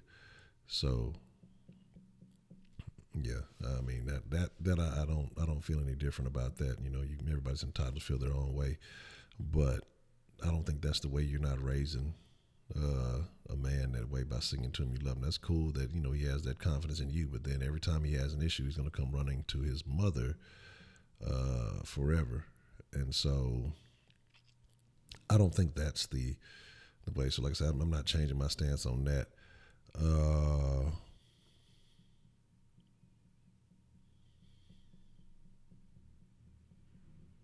You told him about the Titanic not sinking before the ticket. Oh man. Let's see.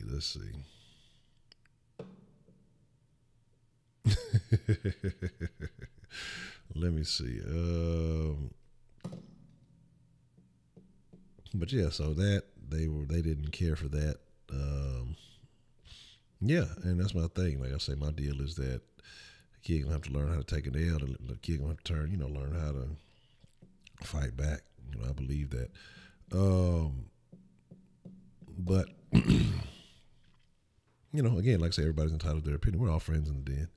But you can't be a friend in the den if you're just sitting on the sidelines, not participating in the conversation. Because if your opinion varies, if your opinion is different, then how can we, understand your take? Because this is about people contributing to the conversation and, where we all understand it. Now, we do have a bit of a culture that I think has been established, and I think there was a reference made to that, but I don't know exactly.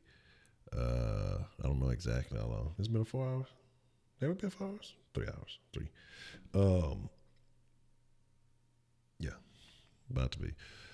But and again, like I say, yeah, like the thing is, it's all love in here and it's all jokes. So I think to some people, some new people who come into the den streams and they're like, they may not get the vibe because, like I say, you just got to jump in head first with the fucking den. Like, whoever done commented at least once, we know it's you. Let me see. I seen Tommy Gunn said Bernie is kind of an old whack job. I'm gonna vote Trump. He's really pro-American. Tommy Gunn, which one was that? Was that Rocky 5, 4, 5?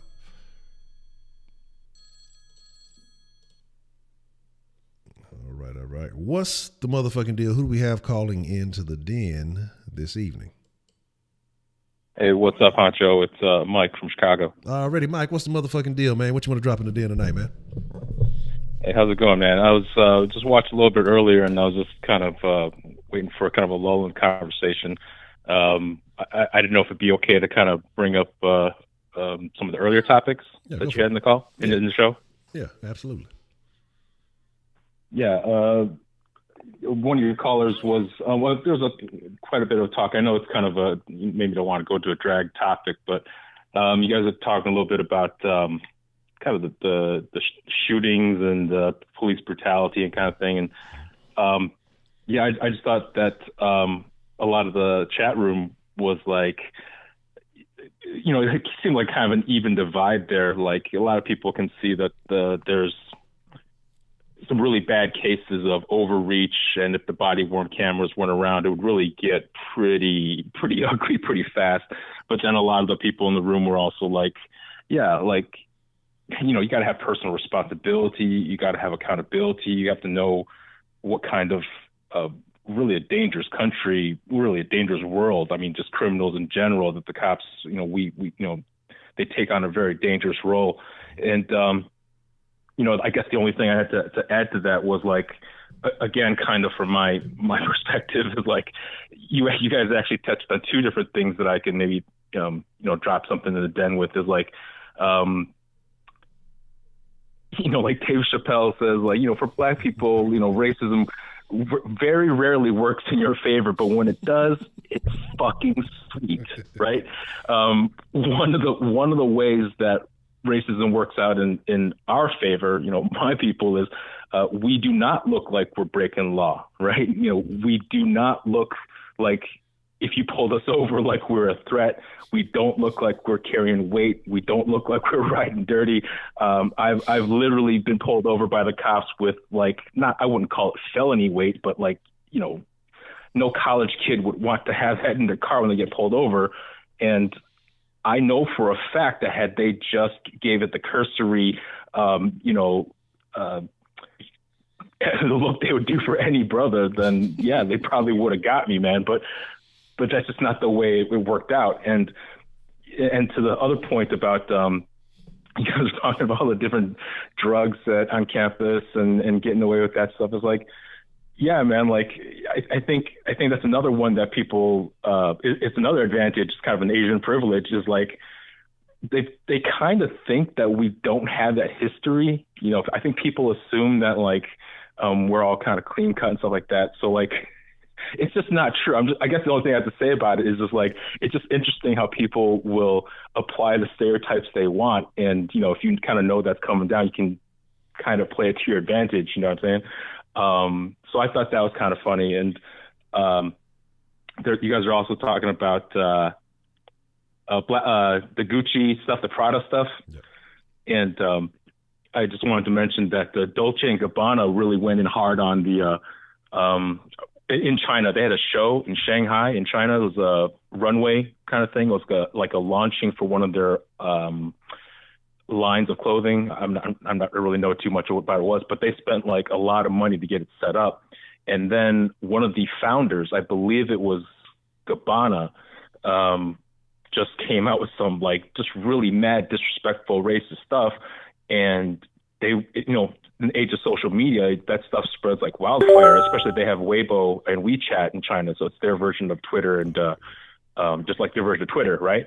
And they estimated that single conversation that got leaked between that fashion reporter and Gabbana cost them $500 million because they boycotted them real hard, right?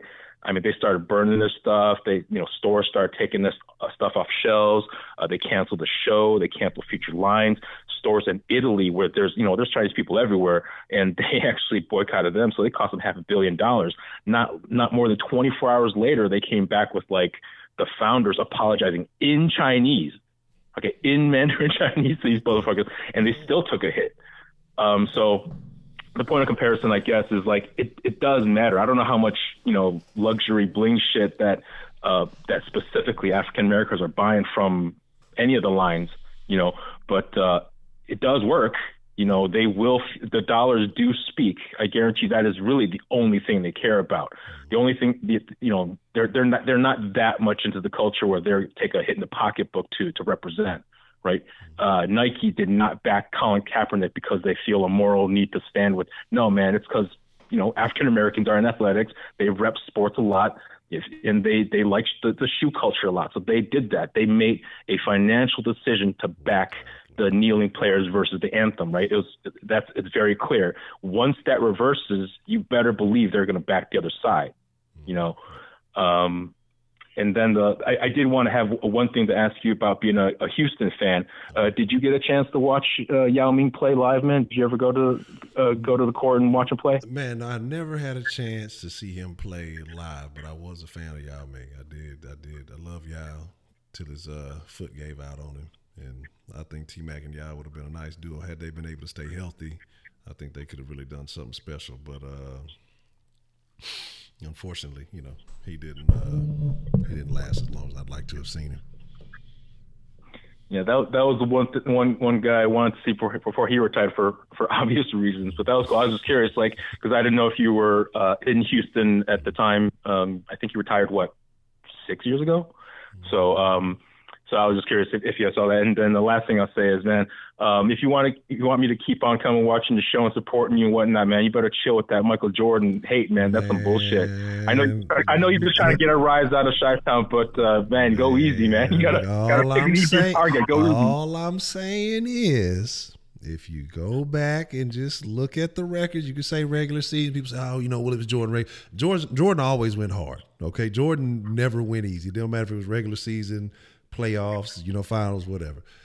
Jordan has come out and said himself, when they said, you know, who would be the first person you would pick up, you know, this, that, and third, he always says ckin.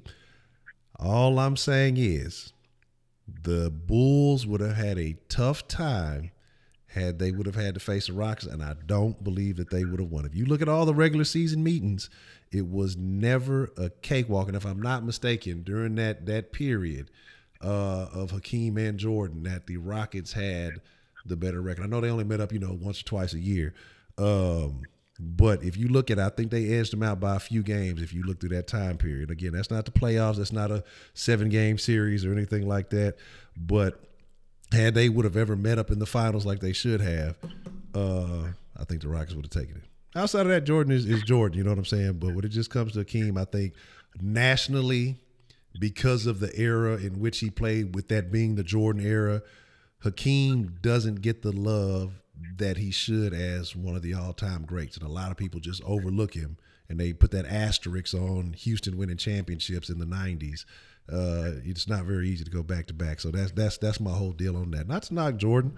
I'm just not like, I mean, I'm not Jordan, he's the GOAT, but I'm just not a super big, you know, Jordan fan. Once he started making motherfuckers pay all that money for them damn shoes, when Jordan started selling them shoes 2 at a time, and you had to buy like both shoes, I was like, man, that's when I stopped fucking with Jordan. Goddamn, fuck Jordan and them goddamn shoes. But the 13s and 11s are still my favorite. I've been to his restaurant one time. His restaurant's bullshit. I mean, I love the man and I love his legacy and what he did for Chicago, but he ain't no restaurateur. You know, save your dollar and go to fucking Subway. I don't care how cold it is. Go to Subway. It's a better meal there. Save $1. You know what I'm saying? And also, and last thing I'll say about that is, like, I think you can't conflate necessarily the Bulls, the three-peat dynasty, the double three-peat dynasty Bulls with Jordan's legacy. Like, I think they can be talked about in the same conversation, but they have to be separated. So in that light, I think Olajuwon definitely deserves his own dues and propers as an individual. And just to be totally honest, I can't think of one motherfucker from back then from the Rockets. Not a one. You know, it's not like the day with Bearden, Harden, excuse me, the beard Harden. I think that team is much more recognized. But then again, in general, the NBA's spotlight and glory is spread around so much more talent, right? Like, the one hallmark about that era, about the Bulls, and of course, I'm from Chicago, so I'm talking from a certain bias. But even if you were just to talk about that era, you can really not think of someone that is so at the center of the spotlight like Jordan is. You know, like, these days, ever since the talent is spread out, you have so much talent to talk about. Everyone can really have a legitimate stance on who they want to represent, even if it's questionable or not by the stats. You can make a case for Melo. You can make a case for Ray John. You can make a case for Curry for sure, right? But like, back in that day, it was Jordan, right? Even Scottie Pippen and like you said, Olajuwon were like, you know, hey, we're just as good, but I just think it was a different thing. So I know we're just having a friendly, healthy sports debate as men should, but give me a motherfucking break, man. Pick an easier target. Talk shit about the Cubs. Man. I mean, they didn't win it until last 2 years ago, right? Cubs suck. Fuck the Cubs. Go Sox. All right. I'm out, brother. All right, Mike, man. Appreciate the call, man. Peace. Already. Shout out to Mike from Chicago, man. Mike from Chicago is a cool dude, man. I like Mike. You know, only reason he really like Mike, you know, Mike, Chicago, Mike Jordan, Chicago. That's really what it is. You know, we ain't gonna get into all that similarities now. But shout out to Mike from Chicago, man. I appreciate the love he's been showing the last couple of days, man. So say, how many people here can fast from music of all kinds of music for 1 month? I think I could. I think I fucking could. Because I honestly have not been listening to music as much. Shit, I might have accidentally win a fucking month. Because I'll be fucking paying this old hoe ass Spotify subscription and then fucking don't even be listening to the shit. Because I'm on the fucking, well, I got it on, you know, it's on the phone and on the PC, but I halfway don't fucking cut it on the fucking phone. And it's the fucking Spotify app on the PC is shit. Fucking, I don't know what the fuck it is, but I probably could. Because if I do listen to it, I'm listening to shit like Brian Tracy or some Jim Rohn or fucking some Zig Ziglar or some shit like that. So it's 6 months. Maybe. I mean, I'm out of the loop, man. I'll be out of the loop, so you know what I'm saying? I'll be out of the loop. So like I say, I don't even be fucking with this new music shit. I think I put some music on today because I was thinking about last night when I was talking about that murder verse. So I listened to Murder right before the Sauce today.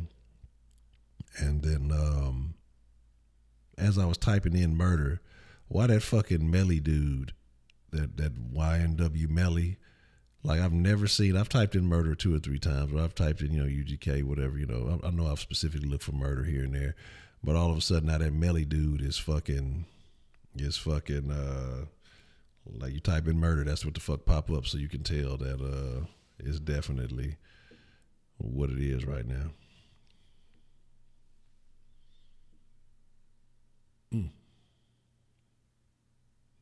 So yeah, there's that. Let me see. Let me think.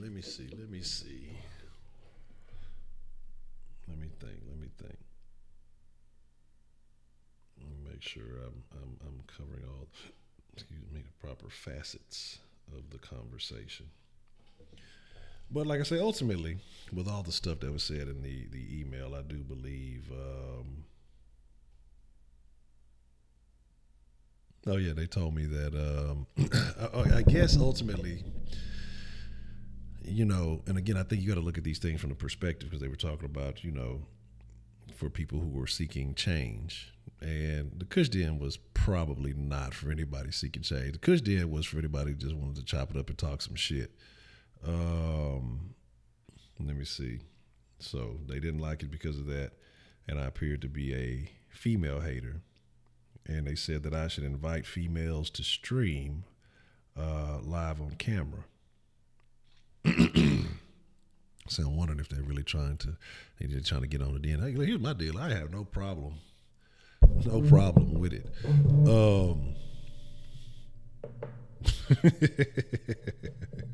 Which y'all know how I get. I mean, well, I I've never really gotten angry, so I don't think it'll be a thing about getting angry. But you know, we can definitely talk about it. We can definitely have those conversations. I'll actually be looking forward to it. That's something I've wanted to do. So I have no problem with that. Just find a female who is willing and not going to get easily offended or emotional when I say certain things, you know, because you see a lot of that now. It's 11 Miles Creepypasta. I have to check that out. Let's see. But like I say, you know, but for the most part, the letter seems to come from a good place, you know, inquiring of certain motives and things like that.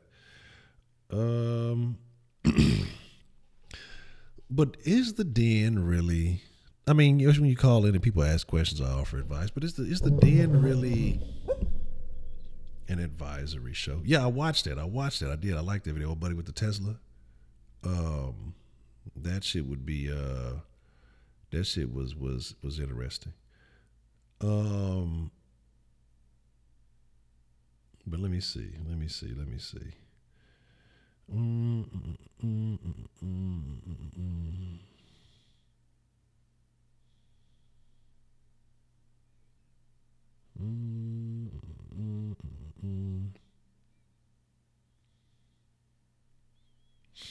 Yeah, I'm not sure about that part. But yeah, certain things. They mentioned the TI conversation, so that means they were listening relatively recently. And they mentioned again, like I say, the situation with the mother who cried, being a simp son.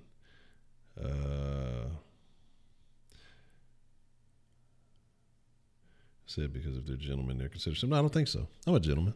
I'm a very polite gentleman, but I treat them as I meet them, you know, and that's the way I think it goes. But I am a very, very polite person. Respect ladies, love hoes, hate bitches. That's love ladies, like hoes, hate bitches. And they talked about why certain attention is given to certain people, and I think that's true. They said they did like the way that I brought certain topics, but at times the content is inappropriate for youth. Even the Den has uncensored opinions, even though it has uncensored opinions, you know, sometimes there are teens there. So I guess I need to, on the Dens, I need to start banning all the youth, put it up to the 18 and up accounts. Maybe that's what I need to do. So all the underage people need to get booted out. I might have to do that. So then there's some other things, like I say.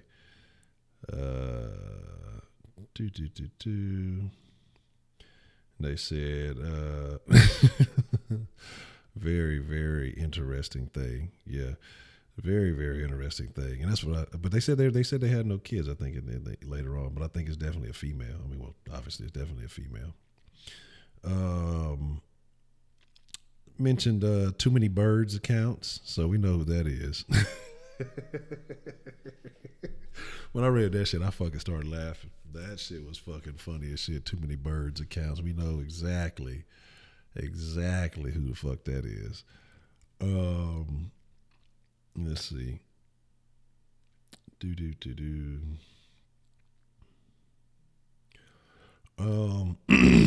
then mention now, you know, more female accounts, but not many calling in or appearing on the screen. But I think I don't agree with that, because it has been a lot more women who have called in, especially with this situation, with some other situations. Been a lot, you know, even women who didn't agree with. There's been several women who've called in.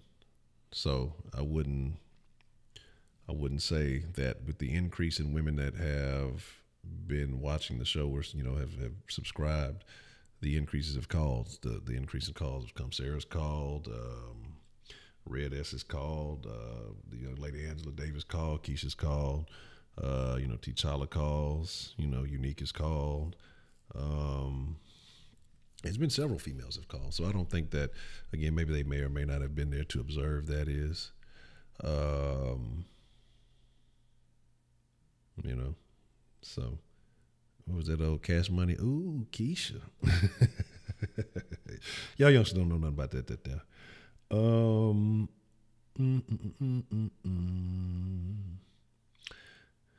But then they say, yeah, so this is what I found. It says he didn't like the hoax from Empire.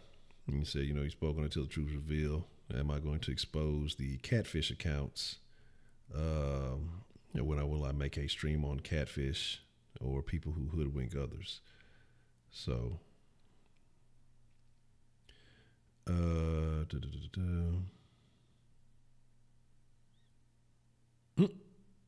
some very interesting things. Some other stuff, I'm not going to go into all the details.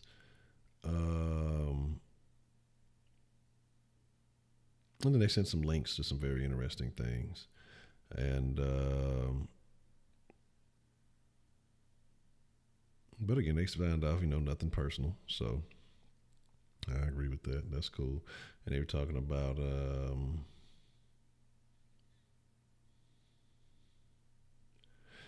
said that it would be great for me to be objective, but that I should view men and women without taking sides, as people without taking sides, because I talk about women open their legs, but men also dive in. It takes two to tango. But I often talk about that. I talk about trash ass niggas fucking with the trash ass hoes. I talk about all that shit. So, I talk about women more often because what happens in society is that we always blame men, but we never hold women accountable for their actions. So that's why I do speak more on women probably in the den and saying that, hey, women this, women that, women that. Because in society, it's always men do this, men do that. But I'm like, hey, let's also shine a light on the ladies who encourage such behavior. Let's not act like women are innocent. And again, because I do believe in the equality, that there should be an equal examination of the actions of women too that lead to these behaviors.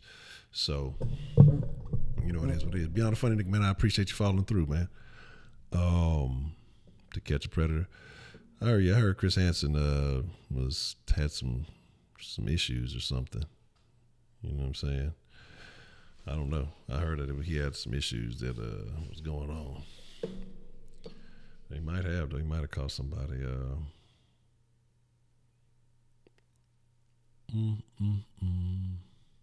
So one of the letter writer ever caught? I don't think they have.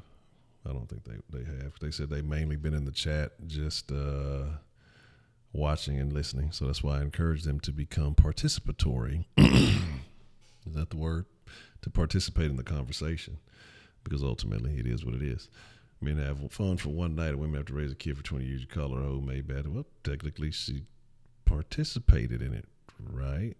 If they talking about having fun, shit, make that motherfucker wear a condom. Fucking don't do this shit unless you're on birth control. Like, if you know the risk, then don't fucking do it. You know what I'm saying? And that's the situation. Like, if you know that there's a risk to the situation, it's your body, right? We always talk about my body, my rules, and things like that. Then say, hey, you know what? I'm going to make sure I make the best decision. If I'm going to be promiscuous, if I'm going to get out there and, do this, that, and the third, then let me make sure I'm taking proper precautions to protect myself. Men, I suggest the same. If you know that, well, then be better at reading men. So what is it? So because you believe lies, that is a man's fault. Okay. All right. Yeah, it was Gertrude. Goddamn Gertrude. That's what it was. I should have knew it. I should have known. Goddamn Gertrude was out to get us. What's the motherfucking deal? Who do we have calling in to the den this evening? Hi, this is Keisha from Chicago. How you doing? Doing all right, Keisha. How you doing this evening? I'm all right. I heard y'all was talking about women don't call in. We here, we listening. We just didn't call. That's all. Yeah, I received a letter, and they were talking about, that, they see more women in the chat, but they feel like they're catfish because more women don't call in. And I didn't think that was necessarily true. I think that, with the recent addition of more ladies starting to watch the show, I think that I mentioned you and some of the other ladies that have called in. But how have you been? What's going on in Keisha's world? Oh, I've been cool. I've been, all on the internet in these different groups and hearing them talking about now they don't trust what the police say about Jussie. I know we tired of talking about him, but I just wanted to say that little thing right there. We've been waiting on the police to end the investigation, but now since they come out with some stuff about him that we don't want to hear, now we don't believe them. Oh, how we going to trust them? But we was waiting on them to finish the investigation. Exactly. Which is crazy. Right. It just doesn't make any sense. I think people are blindly aligned with whoever they want to believe prior to. They don't really want to hear facts. They don't really want to know what happened. They just know how they want to feel about something. And if something doesn't coincide with the way that they want to feel, then they just going to hang on for dear life. They going to, sink with the ship. They gonna ride with him to the end, going down on the Titanic with him. That's the only thing I can see happen. Yeah. And his sisters and brothers, they just need to stay out of it, because they trying to come and say something. Just don't even link with him. Just act like you don't even know about it. Yeah, because again, y'all came out and made that whole statement, and you got to realize everybody who has associated themselves with it, now they look foolish, you know. And exactly. Again, so. And it's been friends of mine I've been waiting on to come back online so we can have another discussion, because y'all tried to come for me when I said he was lying. So I just been sitting here patiently waiting for them to say something. And it's just crickets. Timeline was, Jesse, where y'all at now so we can have another conversation? Look, they gonna change their phone number on you. They ain't gonna want to talk to you. They gonna be like, man, look, they ain't gonna own up to it. And that's messed up. You know what? Jesse just need a good old-fashioned ass whoop. You know how you do something wrong and your mama beat your ass with that belt? That's what he needs. Not no abuse or nothing, but a good old-fashioned ass whooping, because he know he was lying and he know he wrong. There's some proper discipline. See, he was I just found out they said he was in the Mighty Ducks or something like that. So he probably he was making a little money at a young age. So he didn't get the proper discipline that he needed growing up. So. I didn't hear that, but okay, that sounds right. Yeah, but a little ass whooping, one that he didn't, like Brooks say, one that he didn't pay for, a real ass whooping. Yeah, would definitely be a benefit. But he might be in some of that weird shit. I don't even know. Like the fact to let that go to your head. It's some freaky, deaky stuff. I don't know about him. Yeah, that shit there wild, and that's unfortunate. But. Got a question. Are you a sports fan? You living in Chicago? Yes, most definitely. Go Cubs and Bulls and Bears, all that. The Bears. Okay. White Persuasion asks, is Jordan overrated? Are you really asking me that? I mean, someone asked. I'm a Chicago native. Like Jordan is like Jordan, you know what I'm saying? It's like there is no other. Like he it for me. Like there'll never be another Jordan. You know what I'm saying? So I don't know if I'm the one to get that real perspective on that, because I'm biased. Oh, okay. I'm just being honest. Like Jordan is, even though I never actually bought any of his shoes, though. You ain't missing out on that. I'm sure goddamn too damn I don't expensive. find his shoes all that appealing, but Jordan is it. I think that he did a lot for the city, and we appreciate him here. Okay. All right, just wanted to know your thoughts on that. That's all. So ultimately, how do you think that this situation? One other thing I wanted to talk about right quick was that the issue of police brutality. Okay. Now, when I was growing up, we were kind of, I want to say, like, had a negative perception of the police. I guess that's the right way to say it. Yeah. And so I don't know how we can actually heal that when it's something that was embedded in you almost. Like, don't talk to the police. Don't mess with the police, Yeah. And I actually ended up working at the police department. And that kind of changed my perception on the police, because before that I was very, oh no, I couldn't talk to the police. Oh no, But after working there, I got to know police officers, and they was just like regular people. Yeah. Okay. And I think. I was going to ask. So what with that kind of upbringing, what convinced you to go work at the police station? Money. Okay. You have to pay. They pay. Yeah. You have to, pay your bills and be independent. And the pay was good. I was already working for the city, so that was a full-time job, good benefits. So. It was hard, though. I didn't let nobody know I was working for the police department, because by living in the area I was living in, the sentiment was so anti-police that you possibly, I don't want to say I would have been in danger, but I would have been like blackballed almost. I want to say it like that. Yeah, and that I could definitely understand that perspective. That's and your safety is at risk because you walking by people that's doing illegal activities. I say it like that, out there on the corner, and they might assume that you trying to give information on them and what they doing. Yeah. So I agree. Okay. You have to watch out for your own safety, and people just think it's so easy. It's not easy at all. And I knew, like, some of the police officers, especially the ones that was black, they didn't want people to know they were police. Like, after work, they would take off their police uniform. I mean, their shirt. Yeah. They would take that off. Yeah, and that's why, and again, that's why I say I think it's tough, and that's why I say I think changing that stigma, that relationship with black people, especially, or minorities, however you want to look at it, and the police is going to be tough. It's going to take a lot more than maybe just, I don't know what it's going to take, but I think it starts with.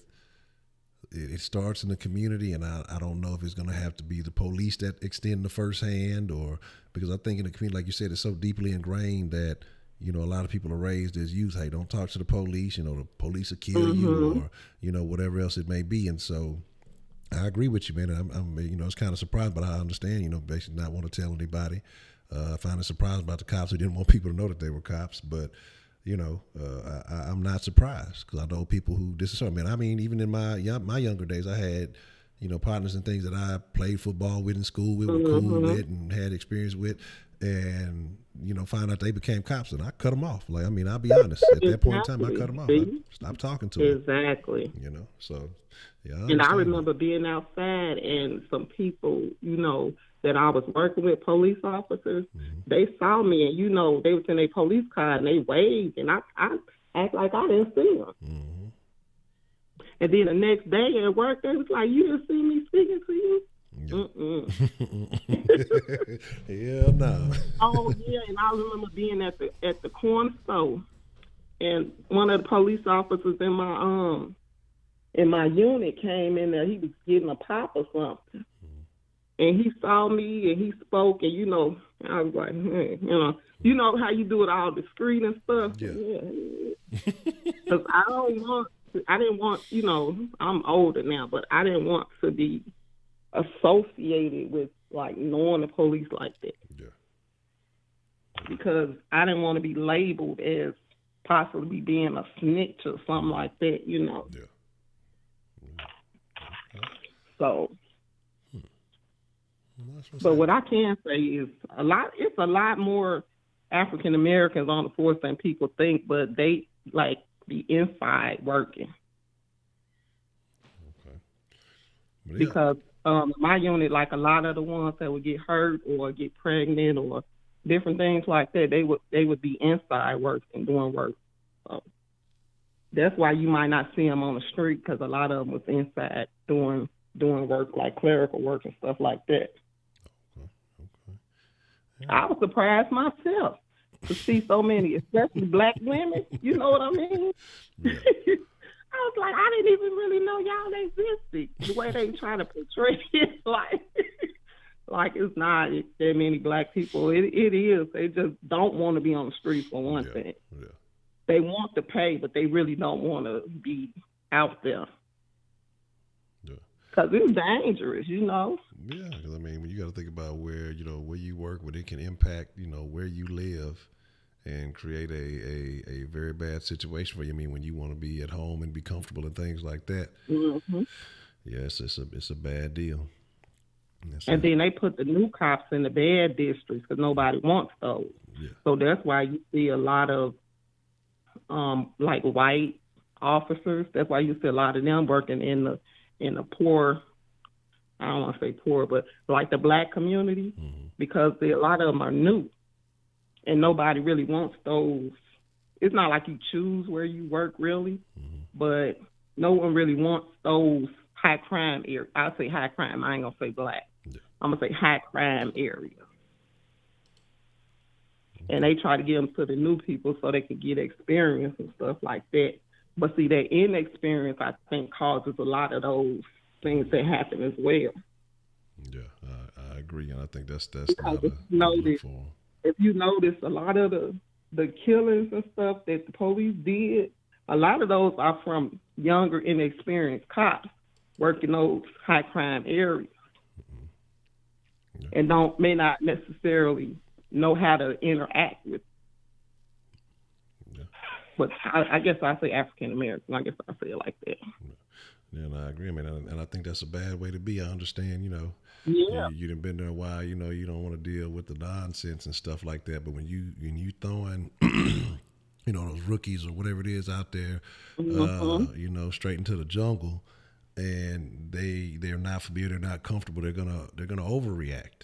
Right. As opposed to, really handle the situation appropriately. And that's why you have those incidents, you have those problems. And I think that's unfortunate. And they teach you to shoot to kill, too.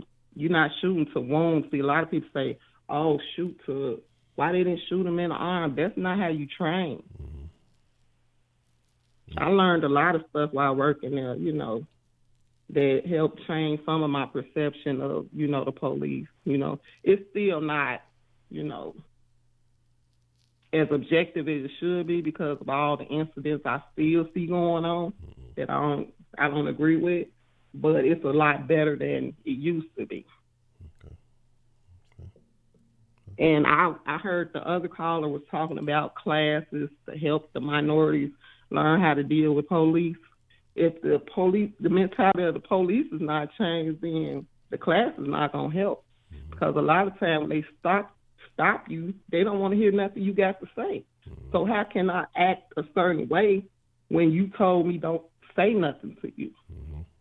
Yeah. So yeah, that's unless we remove that fear from the police officer, man, I don't see how things gonna change.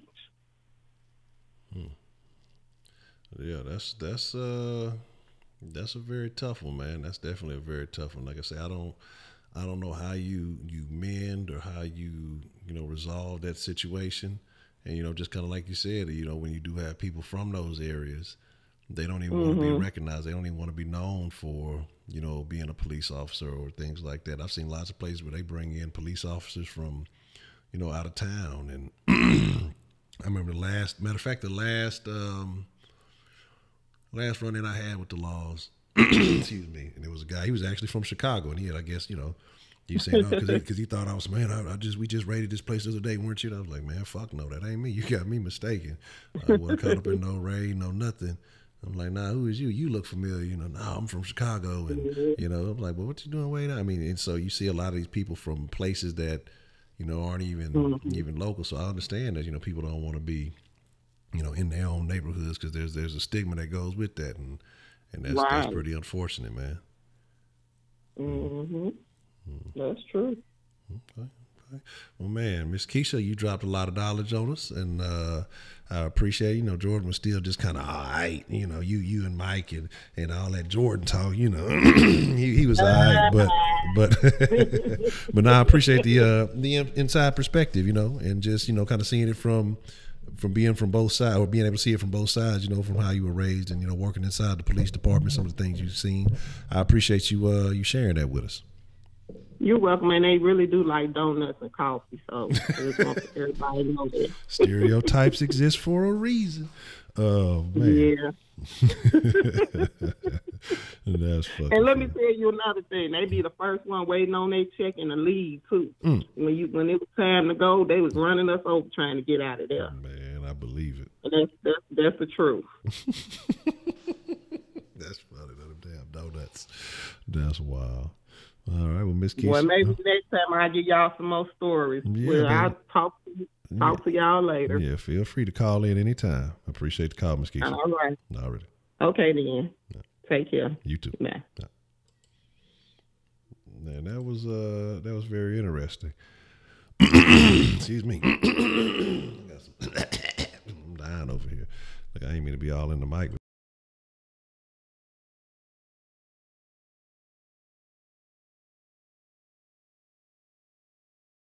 So, pardon me, I didn't mean to be all out here with that shit. I was loud. That was so very disrespectful to me. But I saw somebody was trying to call in. Hey, feel free to call back. I saw somebody was trying to, like they were trying to get their point across. I've heard people on both sides of that argument about the vets being cops, so it's very interesting.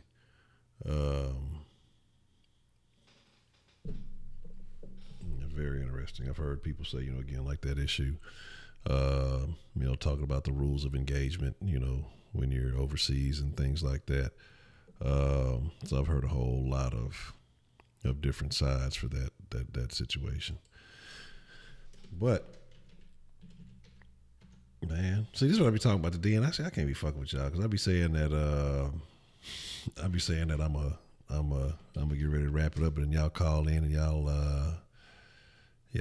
y'all say some very interesting stuff. Y'all get the conversation going. It's always real good. So sometimes it'd be difficult to end the show, but Rabdar Gab.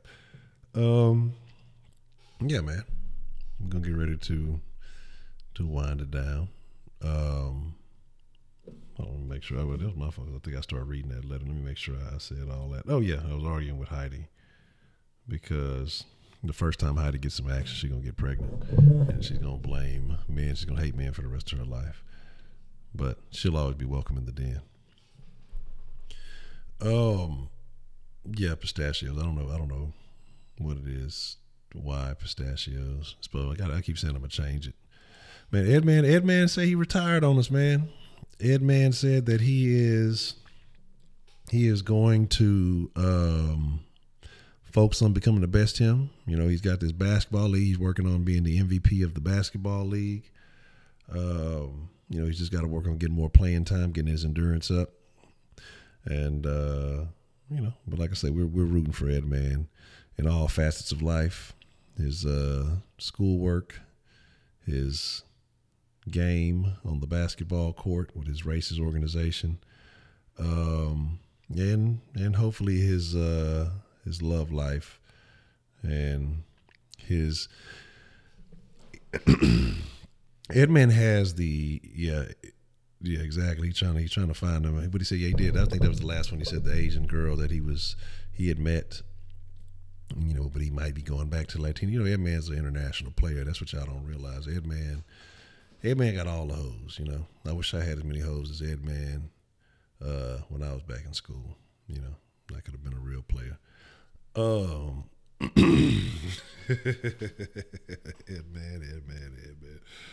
Yes, that's what the ladies say, Edman. But again, like I said, I seen somebody was calling. I was trying to give him a chance to call in. They called a couple of times, but if not, I think we will get ready to wind it down. We'll make it even at make it 2:00. It's about 4 more minutes here, and then we'll get ready to call it a wrap. I can't think of anything else that we have not. Edman is a dub. We let go. I'm getting good bootleg Gucci. Man, speaking of that, that shit gonna come up whenever motherfucker. I remember I used to have the plug when I was in college. I had the plug on the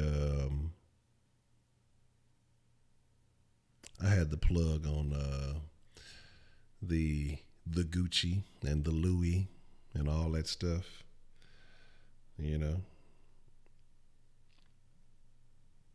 That was a very interesting time. So there's that shit.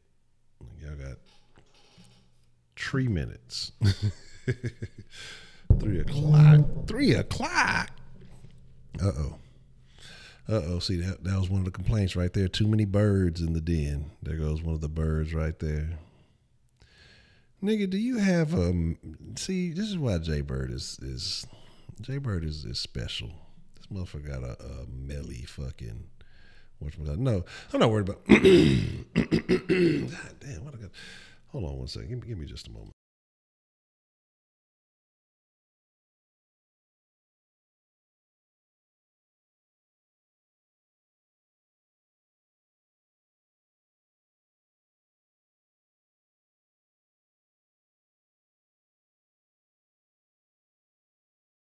But no, overall, like I said, I don't believe the email was disgruntled. I believe, like I said, because if it was just some bullshit, I'd have been like, ah, fuck it. You know what I'm saying? I don't give a shit. But, all right, Tommy Gunn, appreciate it, man. Come through anytime. Live every night, 10 p.m. Central.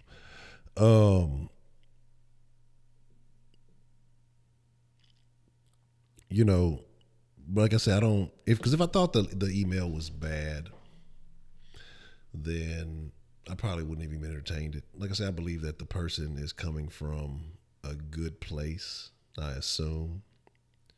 But I think maybe their perspective on the den is, I can't say their perspective, everybody's perspective is different, but maybe their understanding of the den is a little bit different. And so that's kind of where it is. That's kind of what I think.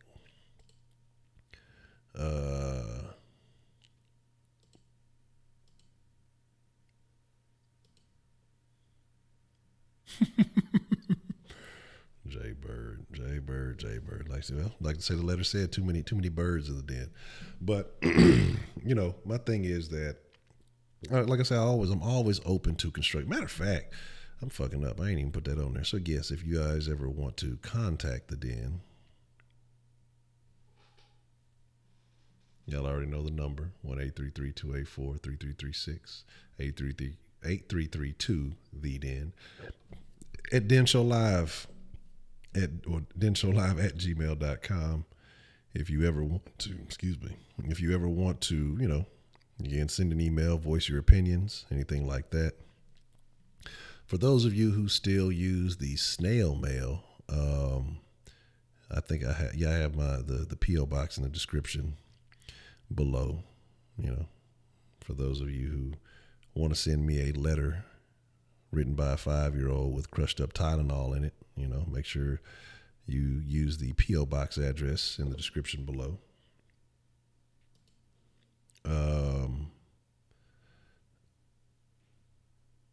Damn, that's unfortunate. But like I said, I have no problem. I have no problem with the email. Like I said, because I'm always open to constructive criticism, and I do believe it wasn't a hateful email, like, oh, this sucks and that sucks. I don't think tacky is too abusive of a word.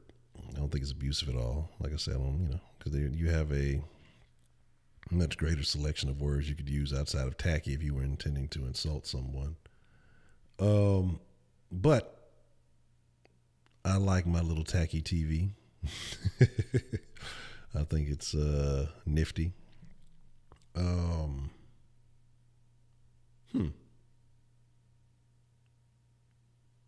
Really, now that I think about it, there's actually something I should be doing with this TV. I need to fix it. Let me think. But let's see. Yes, it's a tacky flat screen. Oh, I know why the TV is tacky. It's not modern enough. I need to get one of those. I need to make it a little bit thinner. I need to find a little thinner one. So, yeah, I guess I could adjust it a little bit since it's not the same intro that yeah, it's not the same intro. I did have the hand that used to cut the TV on. Yeah, I gotta get the LED. Oh well, I gotta go find a 4K a 4K TV. So, when it comes to certain things, stay on the way to become emotionally protected. Like I say, it's interesting. Like I say, because the den is a welcoming place. We welcome all. We don't judge. We may poke a little bit of fun, but it's, you said curve TV. I'm gonna find me a curve. The curve. The ladies like the curve. Heyo. But, you know, ultimately, like I said, it's I'm gonna respond to it. I'm gonna write back. Not tonight, probably in the morning. And because, like I said, I think it was coming from a good place, and I appreciate anybody. The time that it took to write that shows that it was from a good place. Again, a hateful letter would have spewed a bunch of hateful things quickly. Because I skipped over a good chunks of the email, like significant chunks of it. Like I say, it was a very long email. So the fact that they took the time to thoughtfully write out how they felt and their opinions. And again, no one should agree with anything. That joke shows you're tired. But yeah, I am. I need to call it a wrap. I'm gonna go play some video games till I fall asleep with the controller in my hand, old Christian looking style, and wake up all of a sudden. Oh, it's time to go to bed. But yeah, so you know. But again, like I said, I will reply. And to whomever it is, if you're out there lurking in the chat, I appreciate it. So expect a reply soon. But it's gonna be on colored people's time, so don't expect it too soon. But eventually, I'm a bad influence. Yeah, I done went past the 3-minute mark. But here's the deal, y'all. Here's the deal. Yeah, you know, when I get secret emails, I was hoping there were nudes in there, but I'll take some constructive criticism. It works. It's just as good. But thank all of y'all for joining me this evening. We'll be back at it tomorrow. If Kenneth out there making 70s on his mathematics, he definitely doesn't have time. I don't know, maybe that's what he was doing instead of fucking studying, writing the letter. But no, you know, Kenneth sees the world through the eyes of the simp, so he couldn't address it as what was a simp. But I appreciate y'all. I thank you all. All you den generates, all you friends in the den, you guys are swell. Y'all are awesome people. We'll be back at it tomorrow. Same den time, same den channel. Tell your friends about it, thedenshow.com. It'll take them right to the channel. You ain't even got to do nothing fancy. You ain't got to give them no YouTube, nothing. Just say, hey, man, go to thedenshow.com, and it'll all be good. But with that being said, deuce. Y'all ain't got to go home. But, yeah, y'all can get the fuck up out of here. I'm gone.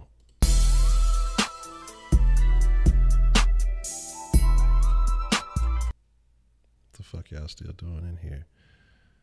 Y'all expect me to fuck up like last time and just pop back up on the screen? That shit ain't happening. It's over with. It's done. It's finished. Finito. Bernie 2020. Nah, I'm just kidding. Trump finna win all that shit again. I'm out.